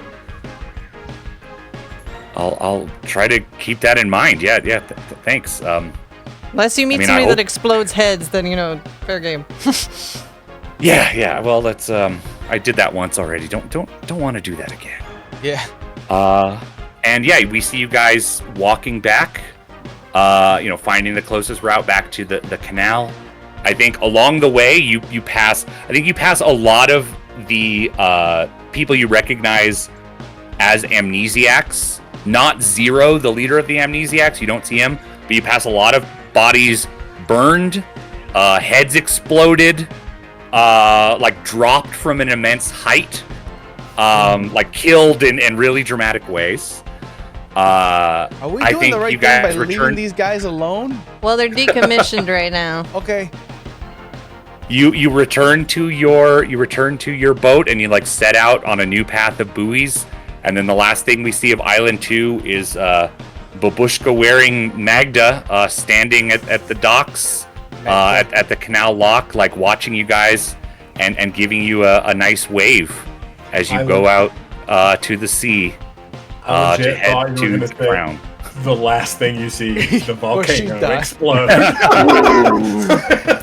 No, maybe That's the next chime. season. Maybe Maybe next next week season. we'll have the volcano explode. But yeah, we will call it there. We're just about at time, so we'll call it there. And next time, the final island of Deathmatch Island. Nobody's died yet. Oh boy. Thank you so much for joining us, everyone, for Deathmatch Island. Michael Williams, you're here as our guest. Thank you so much again for joining us. We will see you guys next time, literally next week, when it gets produced. Can't wait. For the finale. Bye, everyone. Bye.